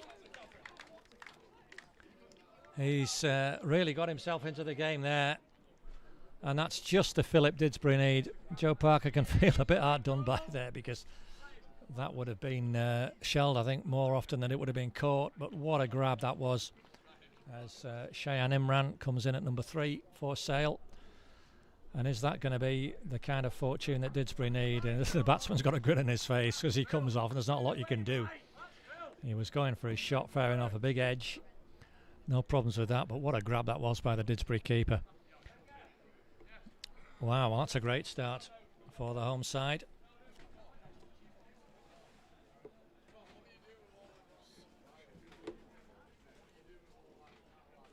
And Cheyenne Imran, I've never seen play before, don't know what he's got, but he's been pushed in at number 3. Well, we found out he's a left-hander, David, so there we are.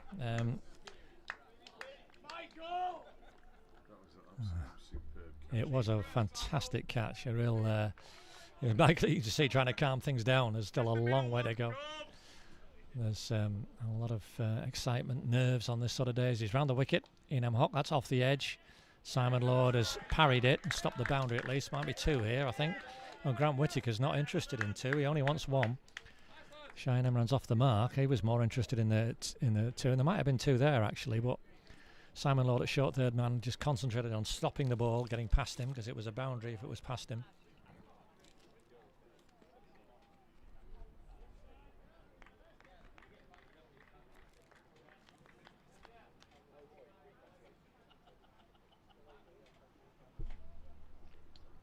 Inman round the wicket to the left-handed Whittaker, who strikes that nicely but straight to mid-off.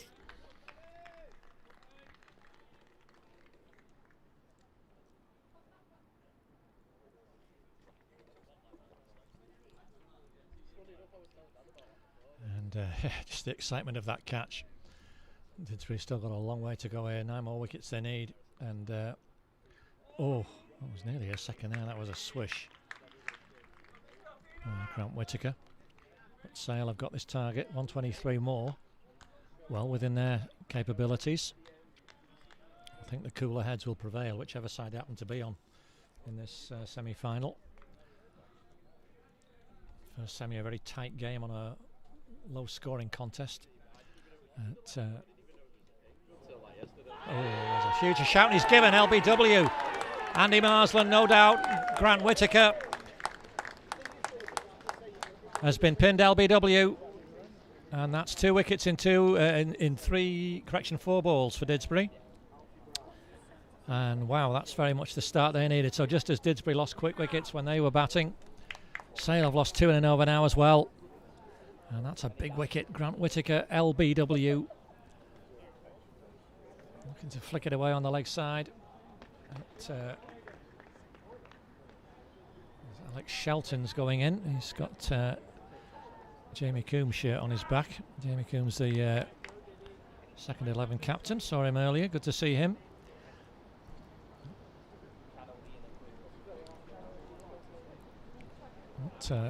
His shirt being used by Alex Shelton. Had a good day in the field, but now comes out in a real pressure situation. 15 for 2. 2 wickets in the over.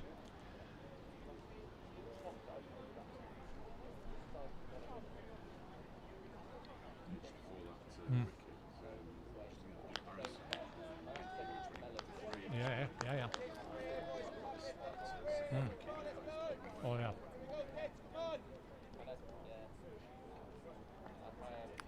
The DLS parlours leapt up by 10 as well. Won't need it today for determining anything, but it's just an interesting guide. But yes, good stuff from Enam. Now come on, 1 ball left in this over. Full and straight, make the batsman play. As Alex Shelton faces up to his first ball. It's thumped him on the pad. Too high, no appeal or anything like that, but it's a dot ball. What an over for Didsbury. 1 run and 2 wickets off the over, and that is absolutely what the doctor ordered for the home side. I've just seen a very trim looking Sale chairman, Mike Bishop, strolling around the ground. Come down to watch his third 11, how they get on. Good guy, Mike. Always good to see him. Doing a good job leading Sale. Right, so over number 4, Joe Ramsden is going to be coming round the wicket again to the left-handed Cheyenne Imran. Can he build on that fantastic last over from Enam Hock? Nice and full, Joe. That's too short. But he's got an edge on it, has he? And he's been given out. Oh, I thought that was too short. He went for the pull, Cheyenne Imran, but he's got an edge on it.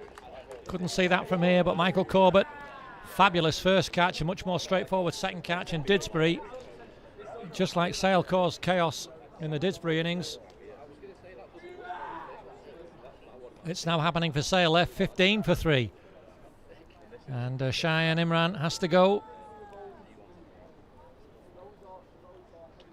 3 wickets in 7 balls as Max Bishop comes out, so his dad will suddenly have his attention drawn to the middle. And what a job for Max. He was about 3 foot tall last time I saw him. They all shoot up these days. I don't know what they feed him in Sale, but goodness me. When I bump into Sam Battersby, I know he's at Linda, been at Linda for a few years now. Sam, but he started at Sale as a keeper, the thirds, and diminutive little lad. And now, it's I don't know what we've done wrong, you and I, David, over the years, but there we are. Well, Didsbury well into this game now. 15 for 3 Sale, and they face a similar rebuilding job to that which Didsbury did. Dids were 20 for 3. Having taken 18 off the first over, then a clatter of wickets. Can't quite check my notes just yet, but I think it was 3 and 7 balls in the Didsbury innings as well. It's 3 and 7 balls here. And Didsbury right on top at the moment. Well, not with that one though, that's a wide. And so a little bit of breathing space given back to Sale.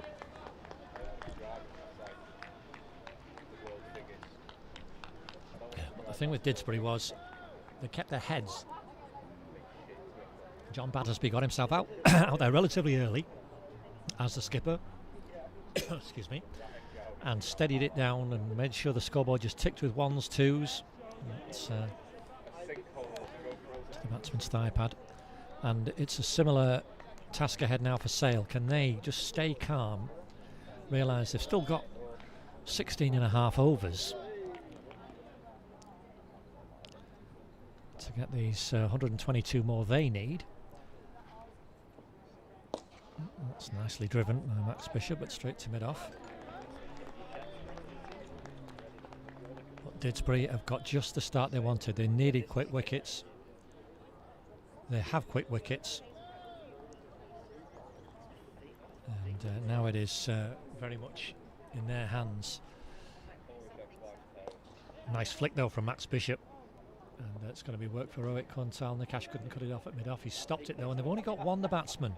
That's not good running. That's where Didsbury would have scurried to. But there's a bit of nerves, a bit of hesitancy. But there was easily 2 runs there. He had to scurry back, the fielder. But not complaining from a Didsbury perspective. It's only 1 for Sale. 17 for 3. As Alex Shelton will face his first ball from Joe Ramsden. 2 right-handers for Joe to bowl at now. That's short again. That's not a good ball. And that's scooped away. I think Harry Agarwal's going to be able to cut it off. He has done. And that's better running from these two. They've got 2 this time. Good fielding though from Harry Agarwal. Scooped it up close to the boundary, but 2 it is. But yeah, that's better running from this Sale pair. And they need to be alert for these 2s. Now, did you have that over? You have 1 to come. I have 1 to come. Right, so that's a 5 ball over, I'm afraid. We'll end the over. So there we are. I don't. Was there a wide earlier? I think we counted as a. Yeah. Okay. Well, that's just how it goes. Didsbury's favour. Hello, David, the chairman, around as he always is at these on these occasions. David Umbridge, good to see him. 19 for 3 off 4 though in the middle, and Enam Hock. 2 wickets in that last over. Will be keen to get in and bowl at Max Bishop. And Didsbury keep this pressure on. Third man is back and point on the boundary. Very full. That's the length, Enam. That's well bowled. And the batsman can just dig it out, just jam it out.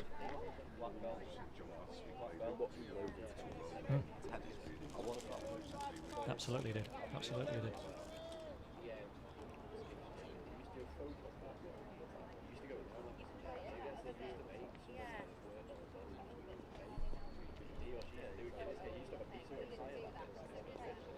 Stabbed away, that's going to be 1 run for Max Bishop.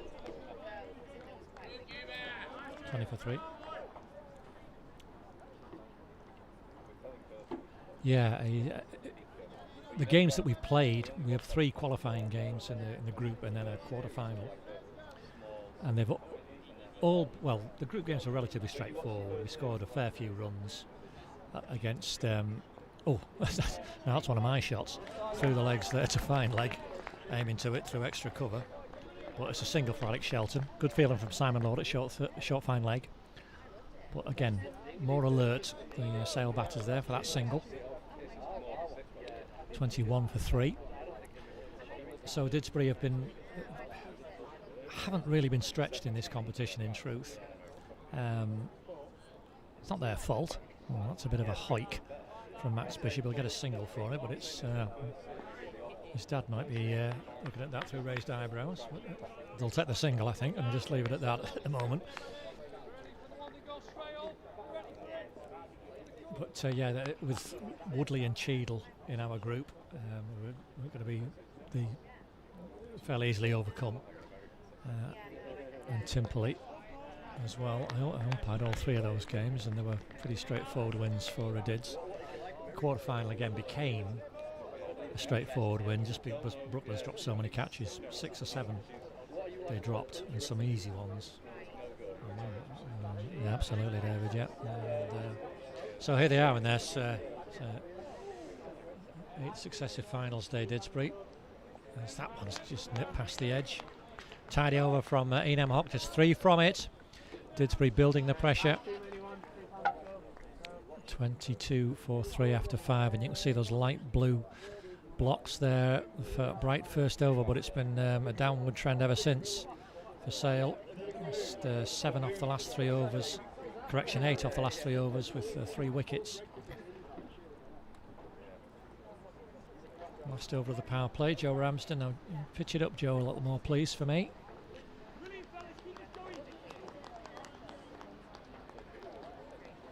But, yes, indeed. Yeah. It's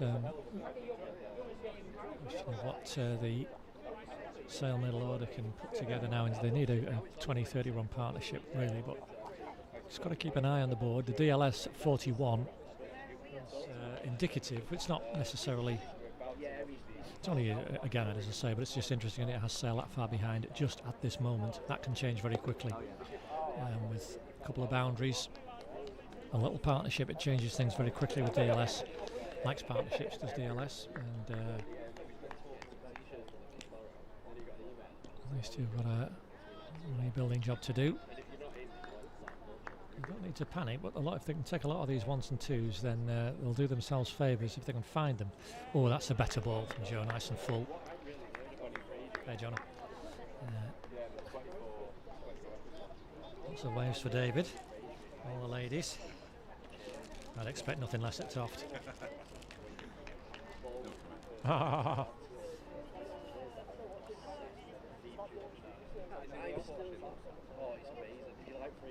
Wide ball.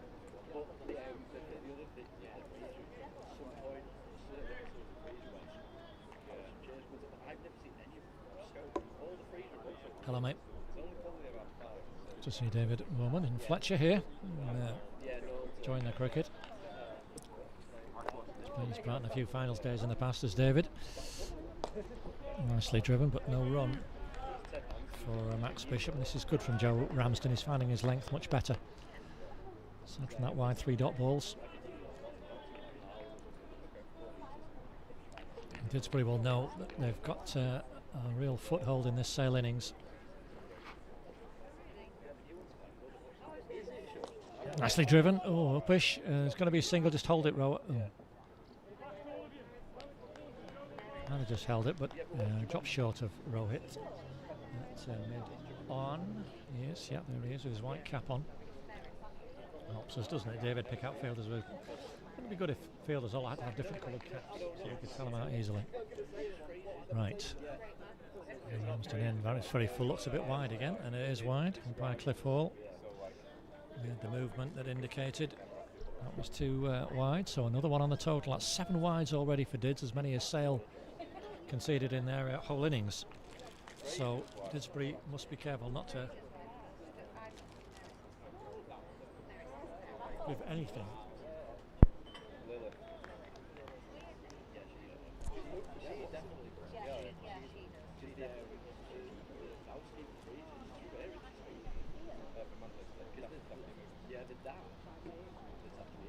Oh, that's area. That's a nice shot from Alex Shelton. That's going to be 4. First boundary since the opening, second over, correction.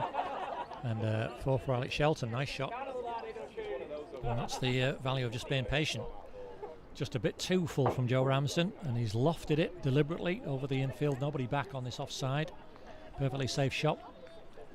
29 for 3. 1 ball left in the power play. Let's see if he tries some kind of repeat, Alex Shelton. We will see.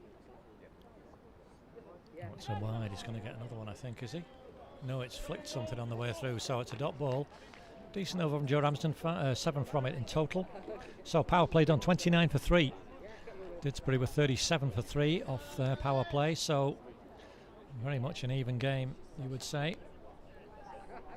And it's going to be Harry Agarwal to put a bit more pace on the ball, taking over from Ian Hock. Well, very well in the quarter-final, Harry. Brooklands, not a great first over, but really dragged it back nicely. Hit the stumps a couple of times and generated some real pace.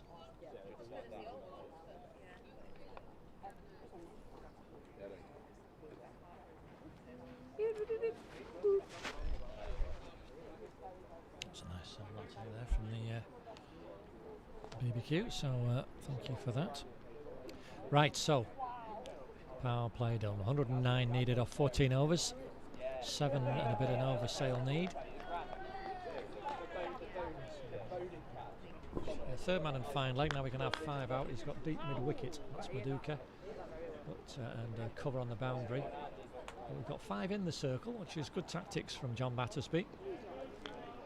He wants to keep the pressure on Sale, not just give them easy ones all over the place. He knows how valuable they can be.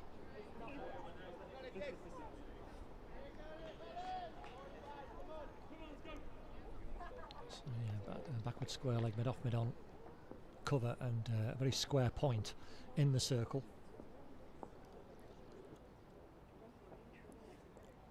That's too wide this time, so another one on the total, 30 for 3. And wides are now top scorer, David, for Sale, which is concerning.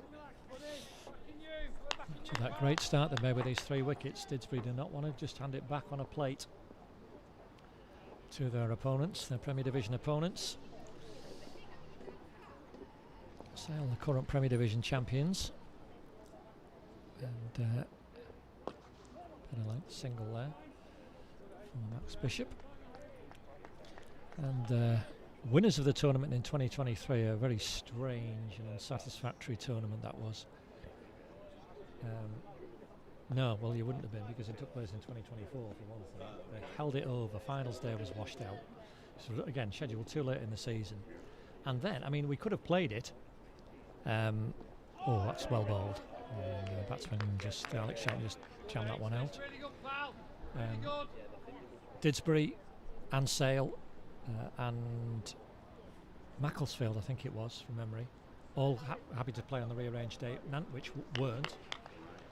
And because they couldn't play, it was all rescheduled till 2024. How ridiculous that was. Well, that's a nice firm pull, but that's gone completely in the wrong place. That's well stopped, Ian Hock. That was meant to go over mid wicket area. I think Alex Shelton, and he's clobbered it to mid off. He wasn't aiming there, I can assure you, and it's been well stopped by Ian Hock in the end. It was pretty much straight at him, but nonetheless travelling, bounced awkwardly. It's a dot ball. Nicely bowled, and and that's a second nearly miracle catch from Michael Corbett. I'm going to say there he stopped 4 runs. I don't think third man got round to cut that off. It was travelling. He caught that blind. You could see, just thinking, oh, that could have been. It was a great stop. The ball really travelling there, and it's a vital dot ball for Didsbury. The rate's up above 8 now as a result of all these dots in this over. Just 1 from it, plus the wide. That's nicely bowled by Harry Agarwal, another dot ball, and that's a fantastic first over, just 2 from it. 31 for 3 off 7 Sale. We need 107 off 13 overs. And there you can see, as I've said, extras, top scoring. Didsbury bowling those wides. There would have been an even more parlour state. Is it going to be Zohaib? It's not going to be Joe Ramsden. Zohaib or Madhu, I think. It looks like Madhu's going to bowl. Now, he is going to bowl, so Madhu Makala. That's fine, G Madhu, there you go. So yeah, 107 off 13, 8.23 per over needed, as you can see on your screen. And Didsbury have really got a foothold in this game now. These two have had nearly 4 overs together though, and added 16, useful. Alex Shelton found the boundary before last. It's Max Bishop on strike. He's going to have deep square leg back, deep mid wicket back, cover on the boundary, third man, and a long on. Captain's gone back to long on. So it was an easy one through there. And we're going to test David Hughes with a question shortly, relating to our quarter-final with Brooklands and Madhu particularly. Here he comes, first ball. He's crunched off the bat, but no run. He didn't get hold of all the batsmen, so another dot ball. These dots building up now. It's 5 in a row. And every dot ball nudges that run rate up and up and up. And Didsbury will be delighted with that. Not false start that time. Hello, Mike. I'm very well. You're looking well, sir. You're looking very well. Doing it really well. I did. Mike Bishop looking a picture of fitness and health. Could be cut for another 5 years, captain in Sale, I think. Another dot ball there. Yeah, in the semi-final, Madhu bowled an over. Okay. Well, he bowled a spell actually, and he bowled 2 dot balls. That's cut away. That's only going to be a single though. So just one off that third ball. 32 for 3. Clean bowled a batsman third ball. Fourth ball, batsman stumped off a wide. Next ball, batsman clean ball. Is it a hat-trick? That's on the pad, well bowled again, Madhu this time. This is good stuff. Just one off this over off 4 balls so far. Right past 8.5 now. Well, a lot of people said yes. I say no. Dot ball.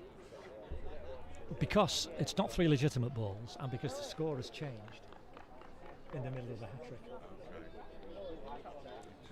But I mean, it's your opinion. There's no right or wrong answer because there's nothing written down. It's just purely a cricket thing. And that's beautifully bowled. That's hit him on the pad. A dot ball will take, and we're just 1 off the over, so just 3 off the last 2 overs. And after 8 overs, Sale 32 for 3. You can see there the job the last 2 Dids bowlers have done in particular, Harry Agarwal and Madhu Makala. Good opening spells from Enam and Joe. And Sale now need not far short of 9 and over. 106 off 12 is the requirement for them. And 2 batsmen having a chat. They've got to think about how are they going to start getting this board really moving. Dids were 46 for 4 at the same stage. And as David and I have been discussing, the only way is to take a leaf out of Didsbury's book and start running these 1s and 2s, but it's finding the gaps. The instruction for the bowlers will be to bowl at the stumps. You miss, I hit sort of thing. As Harry Agarwal's done there, but that's, again, you see, turned out to Simon Lord at square leg. He's on it quickly, there's no run there. And the dots continue to build.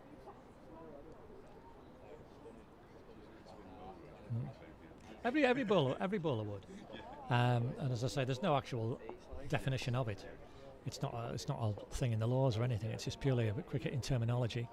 That's nicely turned away by Max Bishop. It should only be a single. He's attacked it well. Joe Ramsden's coming quickly off the boundary. That's a good throw actually over the keeper's head. Wow, that's a heck of a throw from Joe.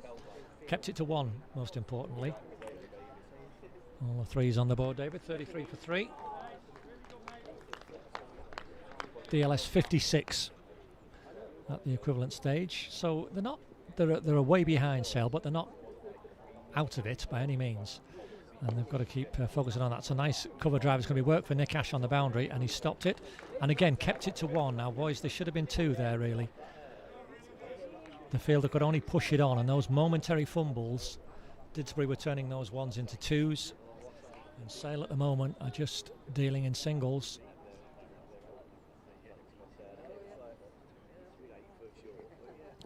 And Didsbury will be more than happy with that. Good bowling. Harry Agarwal in again. Full, and that's nicely through. Well bowled, dot ball, young man. So let's see when the last boundary was. The last hour is in the 6th over, so we're in the 9th over now. And there were only been 3 in nearly 9 overs for Sale. And if you're not going to find the boundary, you've got to find the singles and the 2s at every opportunity. And I get the impression they're just trying to hit it a bit too hard at the moment. That's leg side, that's going to be wide, so there's an extra one for them at least. Blotton a good over for Harry at the moment. And there's round now 9 and over David. Yeah, thanks for pointing that out.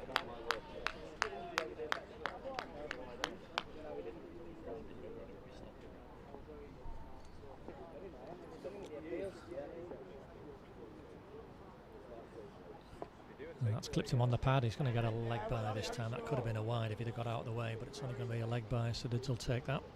1 leg by. Thank you, Andy, for that. And still just 4 runs off this over. So, yes. It's good, accurate bowling. It's not easy to hit this. Well bowled, Harry Agarwal. That's aerial, but it's well short of the fielder. It'll only be a single. Nick Ash on the cover boundary. So a good over 5 off that over. So Didsbury building up some pressure here. Just 8 off the last 3 overs for Sale. You can see this partnership, they've added 22, but it's taken them nearly 6 overs. Indeed, the last is, I'm just checking there. Oops.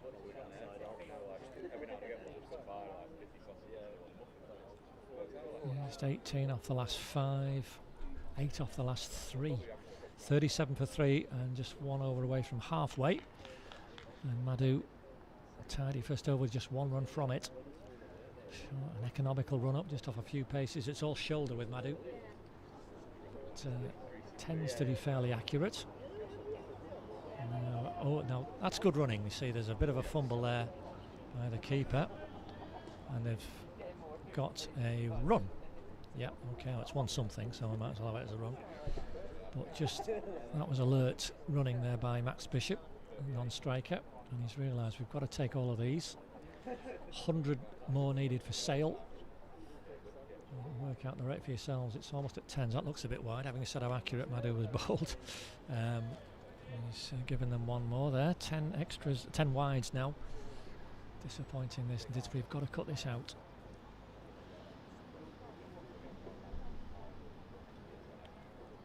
Come on, Madhu. Let's have it back online. That's better. That's better. Nice and tidy. Good take, Michael Corbett. And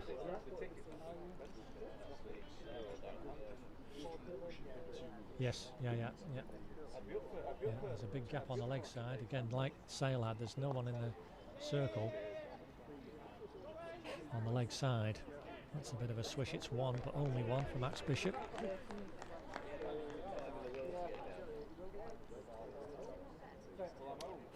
For 3. Yes, it is, yeah, but he's... Now that's nicely flicked away. Now there could have been 2 there if they'd really pushed, or possibility of 2, put some pressure on the fielder. When you scurry that 1 and are shouting, the fielding side can react and maybe start pushing themselves a bit too hard, and who knows, a fumble, somebody takes their eye off the ball, they've been shouted. That's how a 1 becomes 2, but anyway, it was only a single. So not complaining from a Dids perspective. That's hit firmly down the ground. That is only 1. That's hit too well, as it were, by Max. And it's a long off for a single. There's 1 ball remaining in this 10th over. 5 from it. And nudging up to 9.5 an over needed in this last 10 overs. That's nicely flicked away now. I think that might be it. Oh, no, Zohaib's around very quickly. Did very well there to cut that off Zohaib, and that's just one in the end. So we reached the halfway stage, 6 off that over. And you can see that light blue line, which needs to be level and above now. The blue line is some way behind. That is quite a gap on a run rate comparison in a 20 over game. And Sale 43 for 3. Didsbury was 60 for 4. Managed to add the 77 off their last 10. Sale need 95. So Harry Agarwal scored really well. 2 overs for 6. Excellent stuff. 2 wides in amongst that as well, so very little to hit from him. And he needs to keep this up. Slashed away to third man, single. For Shelton, he's on to 13.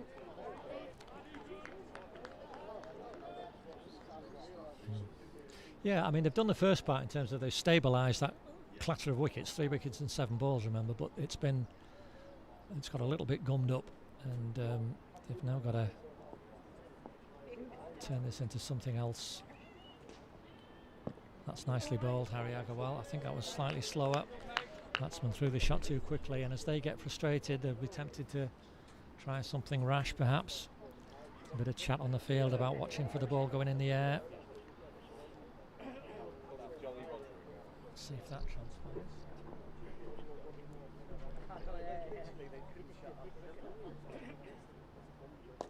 Nice and full again from Harry Agarwal. It's only going to be 1.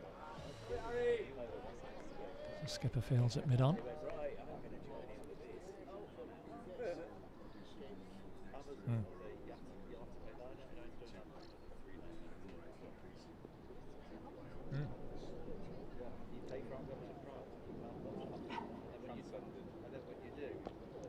Oh, and he's got in the tangle there, Alex Shelton.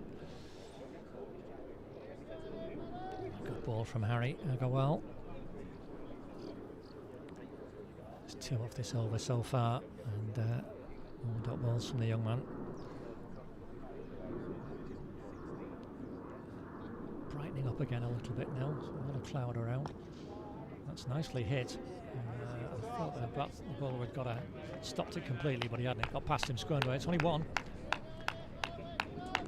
Didsbury skipper quickly round. Had a very intelligent hand with the bat earlier.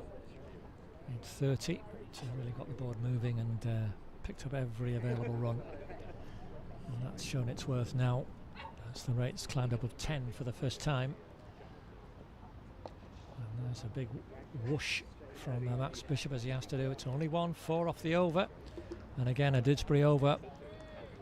47 for 3 off 11. 3 overs for 10, Harry Agarwal. That's been excellent. And nothing to hit, and the 5 overs without a boundary now. Sale. And there's 1 in over 1, 1 in over 2. And then 1 in over 6. And that's your lot in terms of the ball crossing the rope. And that's really where Didsbury have done such a good job. Now, Madhu, if you can keep this going, the rate, Sale are needing 10 and over. Got plenty of wickets in hand, but 10 and over was a tough ask for 2 batters who haven't really got in. Max Bishop 11 off 25. He's had a swing at that one. Wide, but not wide enough.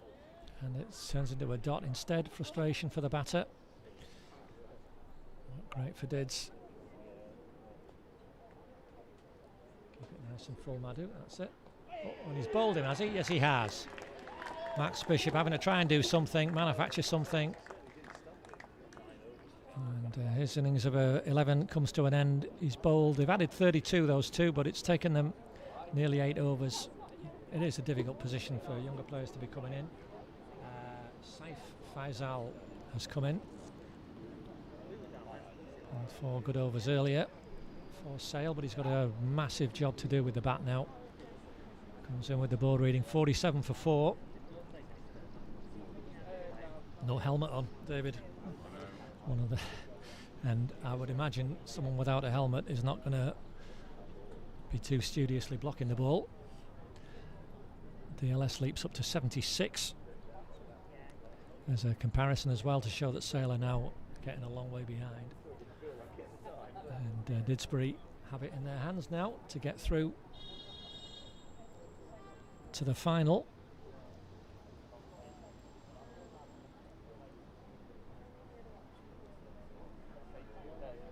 Sixth final in the last 7 years it will be for Dids.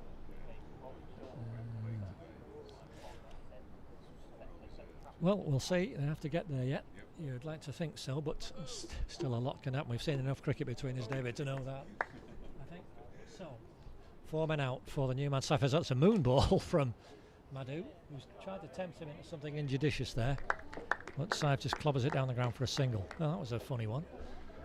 It was just a very friendly, gentle, full toss, which could have gone anywhere. Should have gone on the road. Anyway, ball into Alex Shelton now. That's more like it, and that's clumped him on the pad. Dids will just take the dots.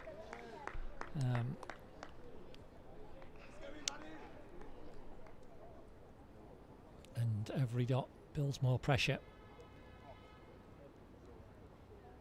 That's a full toss. That's only going to be one.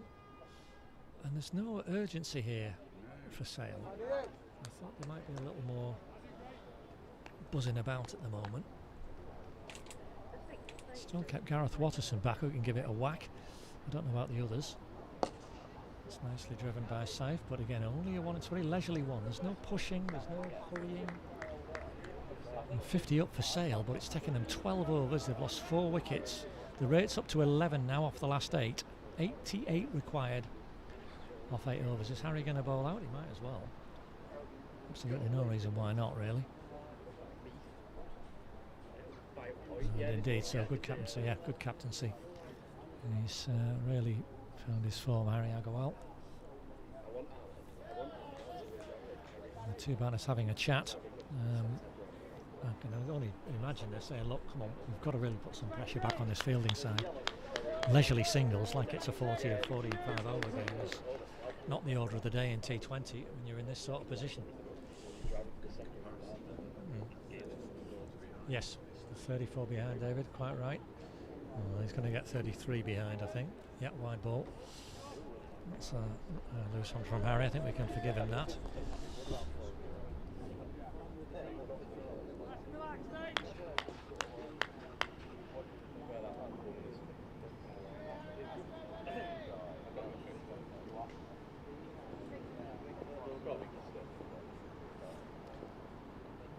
Oh, that's too short. That's another wide. Oh dear, Harry. Maybe he should have come off and not bowled his last over. He started with uncharacteristic looseness. I think he lost his run up by the looks of it in the middle of coming in. He should have just pulled out. That's eyes, is it? Is that Noah? It looks so like it. Oh, goodness. Some Jonah earlier.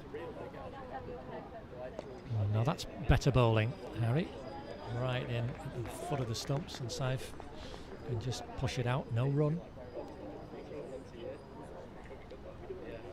Yeah,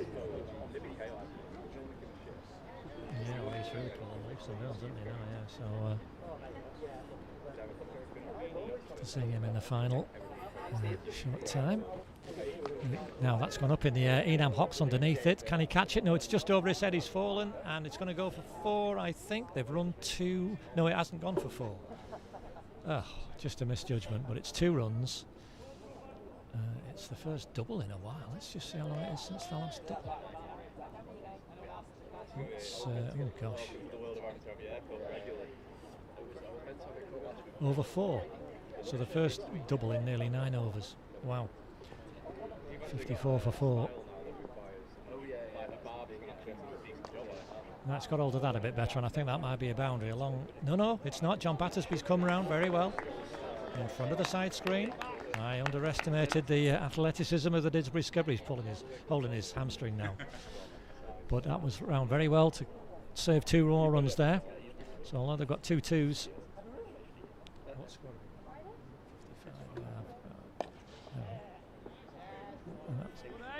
Oh, well, hang on, that was Alex on strike, so it was only 1, wasn't it? Let's just go to 1, 1, 56.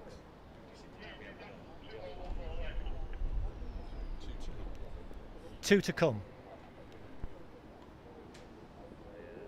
The umpire's just checking, as they're quite right to do. 2 to come, 56 for 4. I'm happy with the score. So Fazal on strike. Let's flick that one away. And again, just very leisurely. Alex Shelton's really getting a wiggle on with that too, but that's disappointing from Saif, because Alex would have been running to the danger end there, and he'd already completed one, and Saif was barely 2/3 of the way down. Well, that all plays into Did's hands. I'm not complaining. 57 for 4. 1 ball left in the 13th. And that's a good hit. Now is that over Nikashi's head? It is. It's 6. And out of nowhere, a boundary. And Harry Agarwal's excellent spell finishes with probably his poorest over 13 from it. Finishes with none for 23. He has done a great job, but what will that do? Suddenly from nowhere, Alex Shelton's got hold of one. It's a relatively short boundary on that side, and it's flown over the fielder's head. It's a 6, and he's into the 20s. Maybe that's just a little bit of a momentum shift. 63 for 4, 7 overs remaining, 75 the requirement. Harry Murray. It's still well over 10 and over needed, but maybe we'll just see what that does. A good blow from Alex Shelton. There was a little bit of width. Yeah. Yes, he does. He does. A bit loose. That's a quicker one. That's going to be wide. Yeah, it is. So just a little bit of untidiness creeping into the Didsbury game here. And they have not won this by any means. Some stranger things have happened in T20. So just got to get back on it, Dids. And that's gone right through, you see, and that's going to be 4 byes. 4 runs, in fact. Okay, so a little bit of an inadvertent one, but it's a boundary.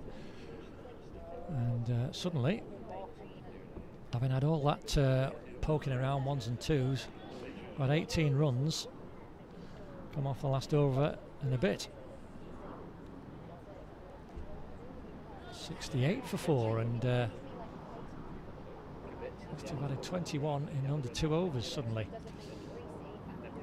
That's better from Dids. And he's giving him out. Yeah, it was full and straight, Madhu, and umpire Cliff Hall, as he does, gives careful consideration to his decisions and raised the finger, and another very useful blow for Dids. Saif Fazal, LBW for 10.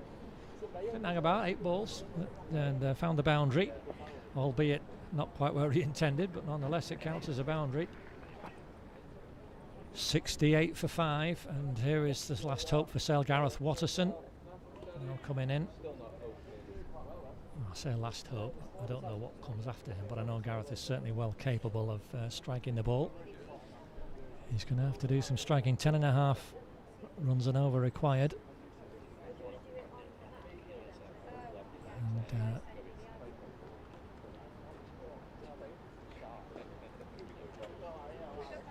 I just wonder if, yeah.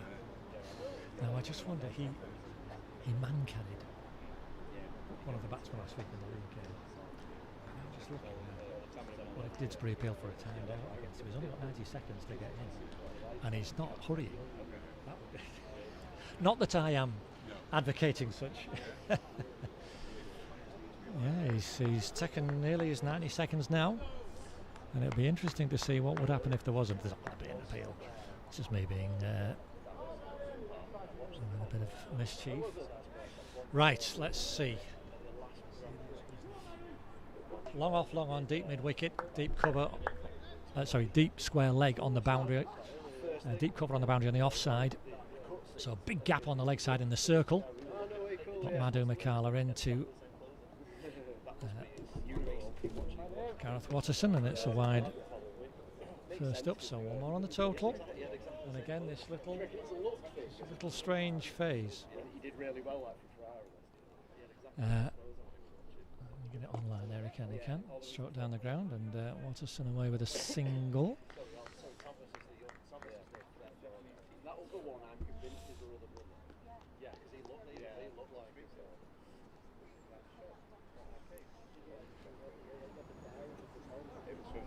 That's full toss. And they've not even run there. Oh no, that's poor. That should have been 1-1. Full toss. Alex Shelton didn't get hold of it. It was off the inside half of the bat. But I would have thought there was a single there, but not complaining it's a dot. I do. So that's 5 wides, I think. Oh no. Yeah, it will be 5 wides, and this is loose from Dids. Oh no, 5 wides, yep. It is indeed. And that's really sloppy. And Didsbury, having been such a grip on the game, have now conceded 25 runs in the last 1.4 overs. And in a tight game like this, the rate's down below 10. We do not need that. 19 wides. Dear, dear. Just think where they'd be if they'd reduced that number by half even. Single. And that's what's kept Sale in the game. I don't know if they've relaxed particularly. It's just it can be what pressure does. They may. I don't know what the mindset is, but they may have. That's it. Has he caught it? There's an appeal for a catch. He's caught it. I think the umpires are consulting because Gareth Watterson's standing there. The bowler has claimed the catch. I couldn't see from where I am, and the umpires will have a little discussion now as to whether that was a caught and bowled, a clean catch. I can only think Cliff Hall was unsighted if he hasn't given it out himself. So if he can get some assistance from his colleague.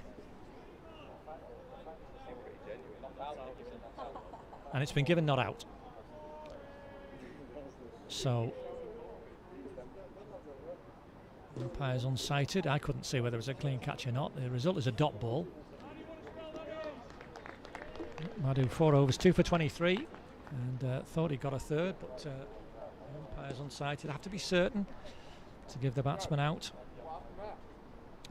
Well, it was caught and bowled. Obviously, Gaz hasn't walked. You can hear some discussion from the Didsbury fielders coming down here who are not happy with that decision. Anyway, it's going to be Zohaib Ahmad now. Let's find Zohaib. There he is. 6 overs remaining, 62 needed, and controversy never seems to be far away in these games, and Gareth does seem to be at the centre of a lot of it. Anyway, he's entitled to wait for the decision. That's fair enough, but a very confident appeal. Umpire's unsighted. And the decision has to be not out if they can't be sure. So anyway, we get on with the game, and let's see what transpires. Didsbury have still got enough here to win this. That's a very gentle first ball from Zohaib, which is pulled away down to fine leg for a single by Alex Shelton. He's on to 24 now.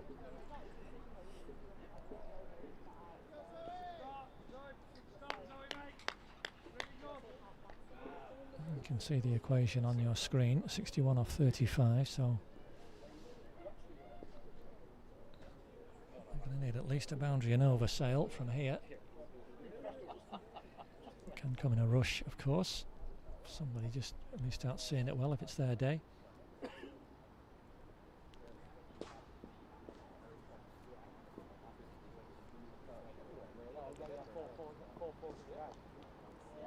Oh, what a single, yeah.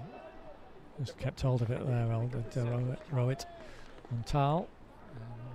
There's just nobody backing up at all. That would have been another run had he thrown at the non-striker's end.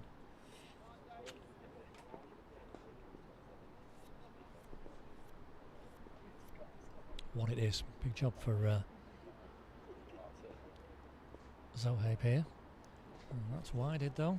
Again, another wide. Didsbury have been 20 wides now. They've given. It's frustrating. And just even though 10 off this score, it's a different game again. But we're just helping Sale get more of a foothold. There's far too many. Come on, Zohaib. Let's just a bit more online that one, and there he's produced a full shot and a swing and a miss. So he makes up for the wide with a dot ball next ball. That's as good. Just 3 off this over so far. Simon Lord G and the fielder's up. Long off, long on. Deep mid wicket, deep cover. Fine leg of the men out.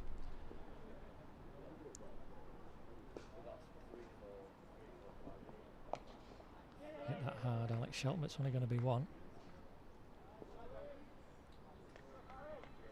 Score on to 80.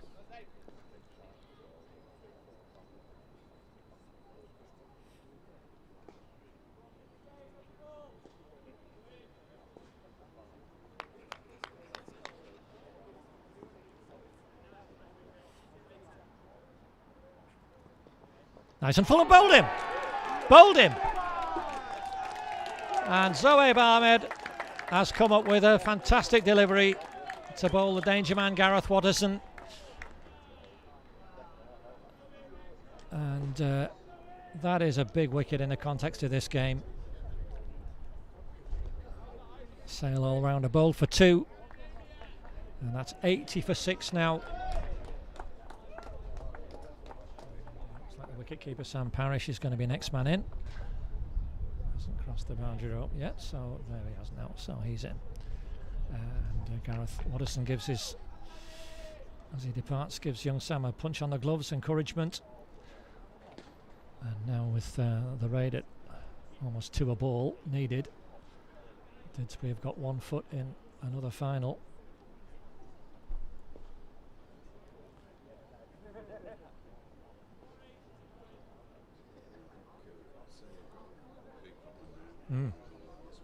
Yes, I think so, because Gareth can find a boundary, he can hit the ball very hard, but not going to be his day with the bat today. And I'm not sure what these last 4 Sale batters are like. Got 4 more partnerships, but that was terrific bowling from Zohaib, nice and full. And there's just 1 ball left in this 15th over. There's only 4 runs from this over and a wicket. New batsman has to come in, try and adjust very, very quickly. Just hit 4 fours and 1 6 Sale in 15 overs of batting. That's partly it's a combination of how well Dids have bowled, but they've been a little bit cautious, perhaps. Maybe I don't know. Early wickets obviously don't help, and you're not feeling free to really play your shots. Yeah. Oof. That's an uppish little prod. It's a dot ball though. And that's gold for Didsbury just now, defending this low total of 137. But you can see there, Sale have never really put a partnership together with enough fluency to really make a dent in this chase. 32 the biggest, as you saw, but it took 8 overs for that to be compiled. And as Harry Shaw comes on to bowl with 5 overs remaining, it's now, as I say, well, 2 a ball to all intents and purposes that Sale need. Alex Shelton, top scorer, 25. He's been there for 50 minutes from grafting hard, and it's very hot work out there, I would think. Surprised he hasn't taken it. Did he get a drink when the wickets fell? I don't know. If so, I don't know. Again, you see, that's a little bit of just not thinking by Sale. Just get a drink out, get encouragement, and gee him up and refresh him.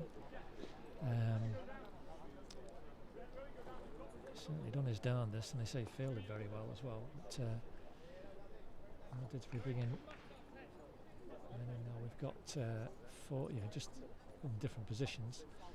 Mid on is in, long on's come into mid on. It's Harry Shaw's first ball. Oh, that's a shocking ball, Harry, really. Halfway down, but he can only dot it away for a single. And looked the friendliest of first deliveries, that one, but Max has got to drop it for 1. We'll take that. 81 for 6.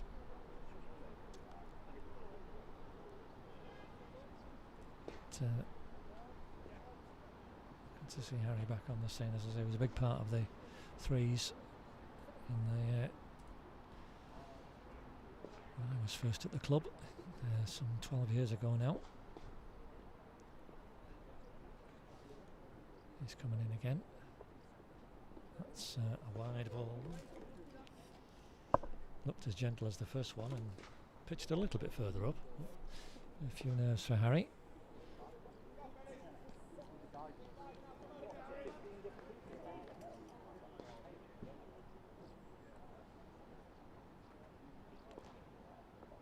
That's better, and he's bowled him. First one that he's got out as he intended to. Harry Shaw, and he bowls the wicket-keeper Sam Parrish for a duck.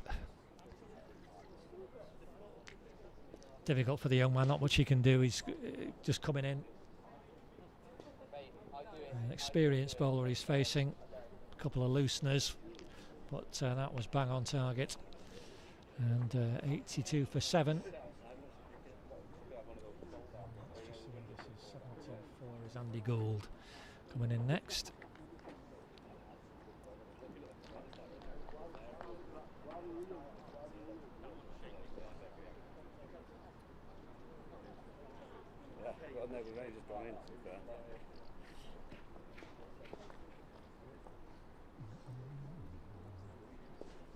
So, Didsbury almost there now, you think. 82 for 7.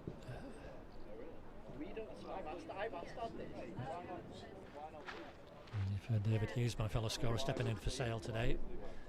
Unfortunately not able to bring a scorer with them, but David, the Toft scorer, has done an excellent job helping me out here, big style.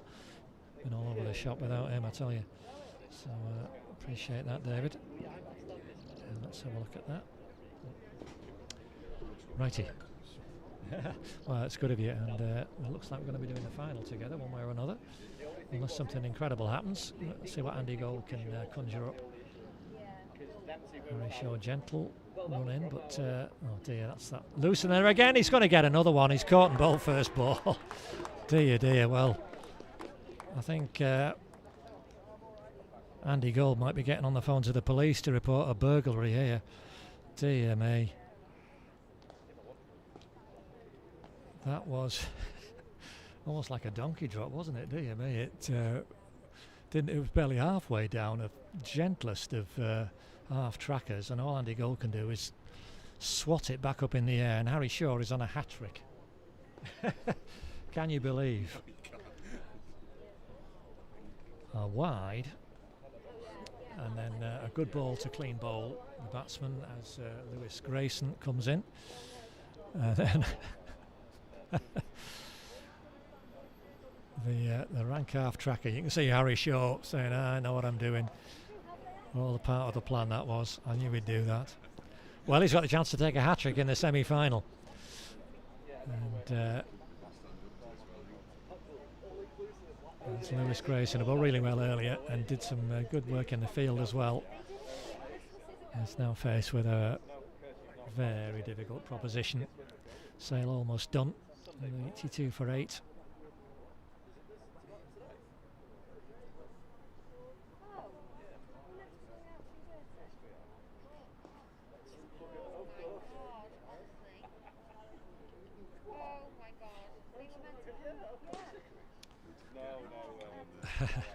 Finals day. Well, let's see.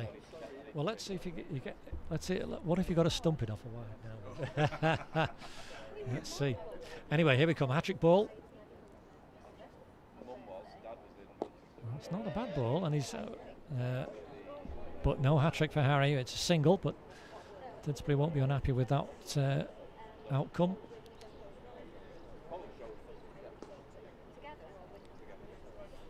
Two balls to come, guys. Yeah, they're just agreeing, I think. Are they? Yeah, we've got 2 left in the over at the wide. Okay. Right, Alex Shelton on strike, 26, not out. Chops it away. He's only going to get one, though. That's a third man. And after those couple of ragged overs from Didsbury in the middle there, where one suddenly started flowing for Sale, and there was 26 came off 2 overs. It's back to business as usual. Just 6 off the last 2. 2 wickets in this over so far. And it's going to be a leg bye, I think. So should have been a dot ball, but leg bye to finish. Yep. So 85 for 8. 4 overs remaining. Well bowled Harry Shaw. So it's above 2 a ball now. And you can see that run rate with all those circles. It doesn't look it, but it is a heck of a job to get it above the dark blue line now. for Sale. Won the tournament, that rather farcical tournament of 2023 in 2024. The finals day in 2024, the reschedule was also washed out pretty much. We had a 5-over semi-final with Sale. 5-over semi-final. And we could only bowl from one end. It was that wet. Why not just, just rethink it and just share it, just keep the tournament in that year. And Sale ended up playing the final on a Thursday night because we couldn't even play the final on the same day. So it was as low key as you can imagine. Well, that's a wide again from Zohaib. It's not Sale's fault. And they ended up playing the 2024 final when they were already out of the 2025 tournament. They'd not got through in the group stage, so they couldn't even defend it anyway. Just how it can happen in the group stage. But yeah, through no fault of their own. So it was on a Thursday night, I think at Mac, and just a nonsense. Another wide. Oh goodness, Didsbury, come on. 23 wides in a total of 87 is a huge amount. And I'm going to suggest they've got away with it, or should have got away with it in this semi-final. They will not get away with it twice in a row. If you're going to be give all these extra balls and extra runs to your opponents. And again, he's kind of recovered with a dot there, but it's still 5 balls to bowl in the over.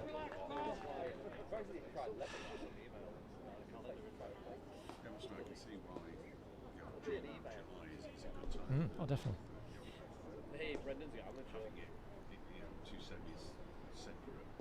Well, the evenings are fine for semis, you see. There's plenty of daylight, so it's much fairer for both sides. It's just one game. Everyone can just have that one game mindset. That's it. And I think it would get the best out of all the teams involved.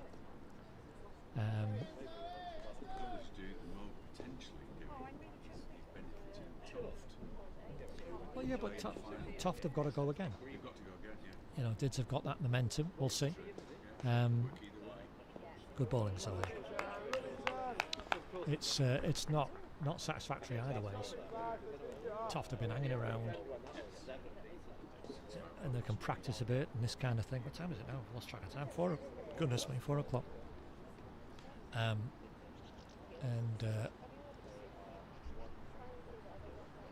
It's, as I say, not for third 11 players. Oh dear me, another wide. No need to experiment, Zoe. Just bowl at the stumps. The same ball, time and again. We don't need to take these 2 wickets. Sail down to 50 needed, but obviously the ball's running out for them. There's 3.5 overs left.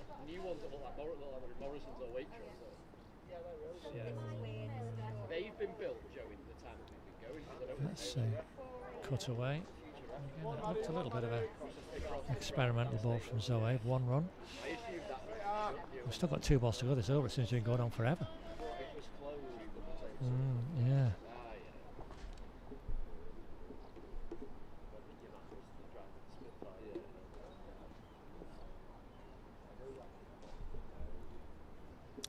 Right. 2 good straight full balls. Zohaib, there's 1. That's hit him on the pad and it's a dot ball, so that's fine. Now just another one of those. Why do anything different, really?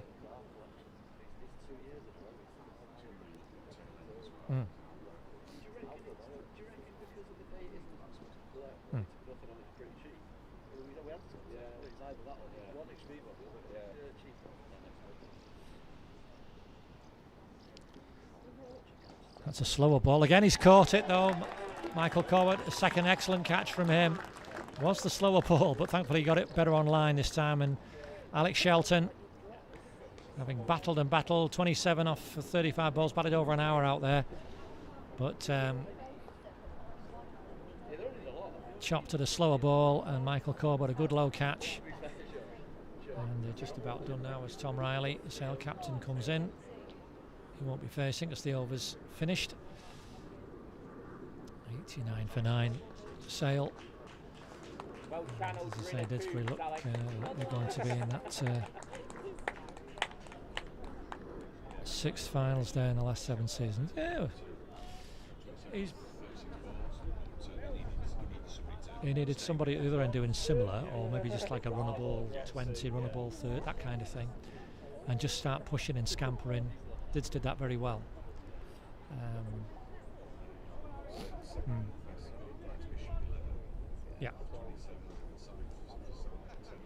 10 off 8, yeah, and I say without all those wides, it would have been 24 wides is ridiculous, absolutely ridiculous. Anyway, we're almost done here now. Come on, Dids, finish this off. Tom Riley, last man for Sale, bowled very well earlier and did his darndest in the field, but in the end, Didsbury.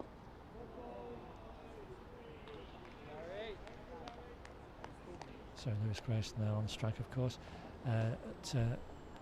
Saying Tom Riley did his darndest in the field. I've not seen him for a bit now. But looks like it's all going to be in vain. Nice full ball. There's a single there for Alex Shaw. Might be 2 actually. 2 actually if they go for it. And Tom Riley's interested, but it was Lewis Grayson's call. He decided 1 was all it was going to be. So we'll see the Sale skipper on strike.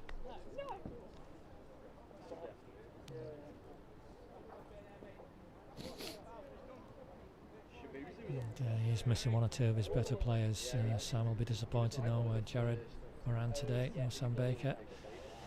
Names he recognised that are missing. He's had a big swing there, Sam. He's got a single. Down to 3rd man.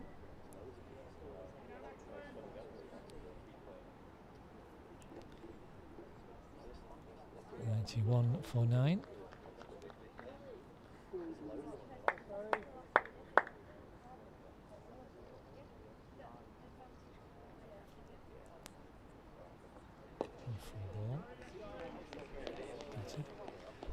And Didsbury could do with wrapping this up now because they'll get a bit more time to just recharge. You'll be out there for 20 overs if you don't have to be.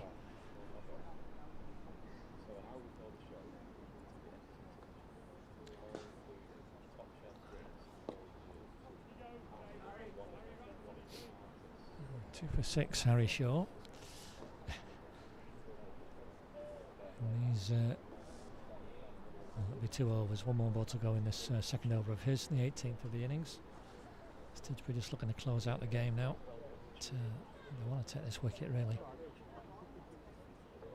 Nice and full, thumped on the pad, but no appeal, going down the leg side. So right over from Harry, and just the last rights of the game now. So 91 for 9.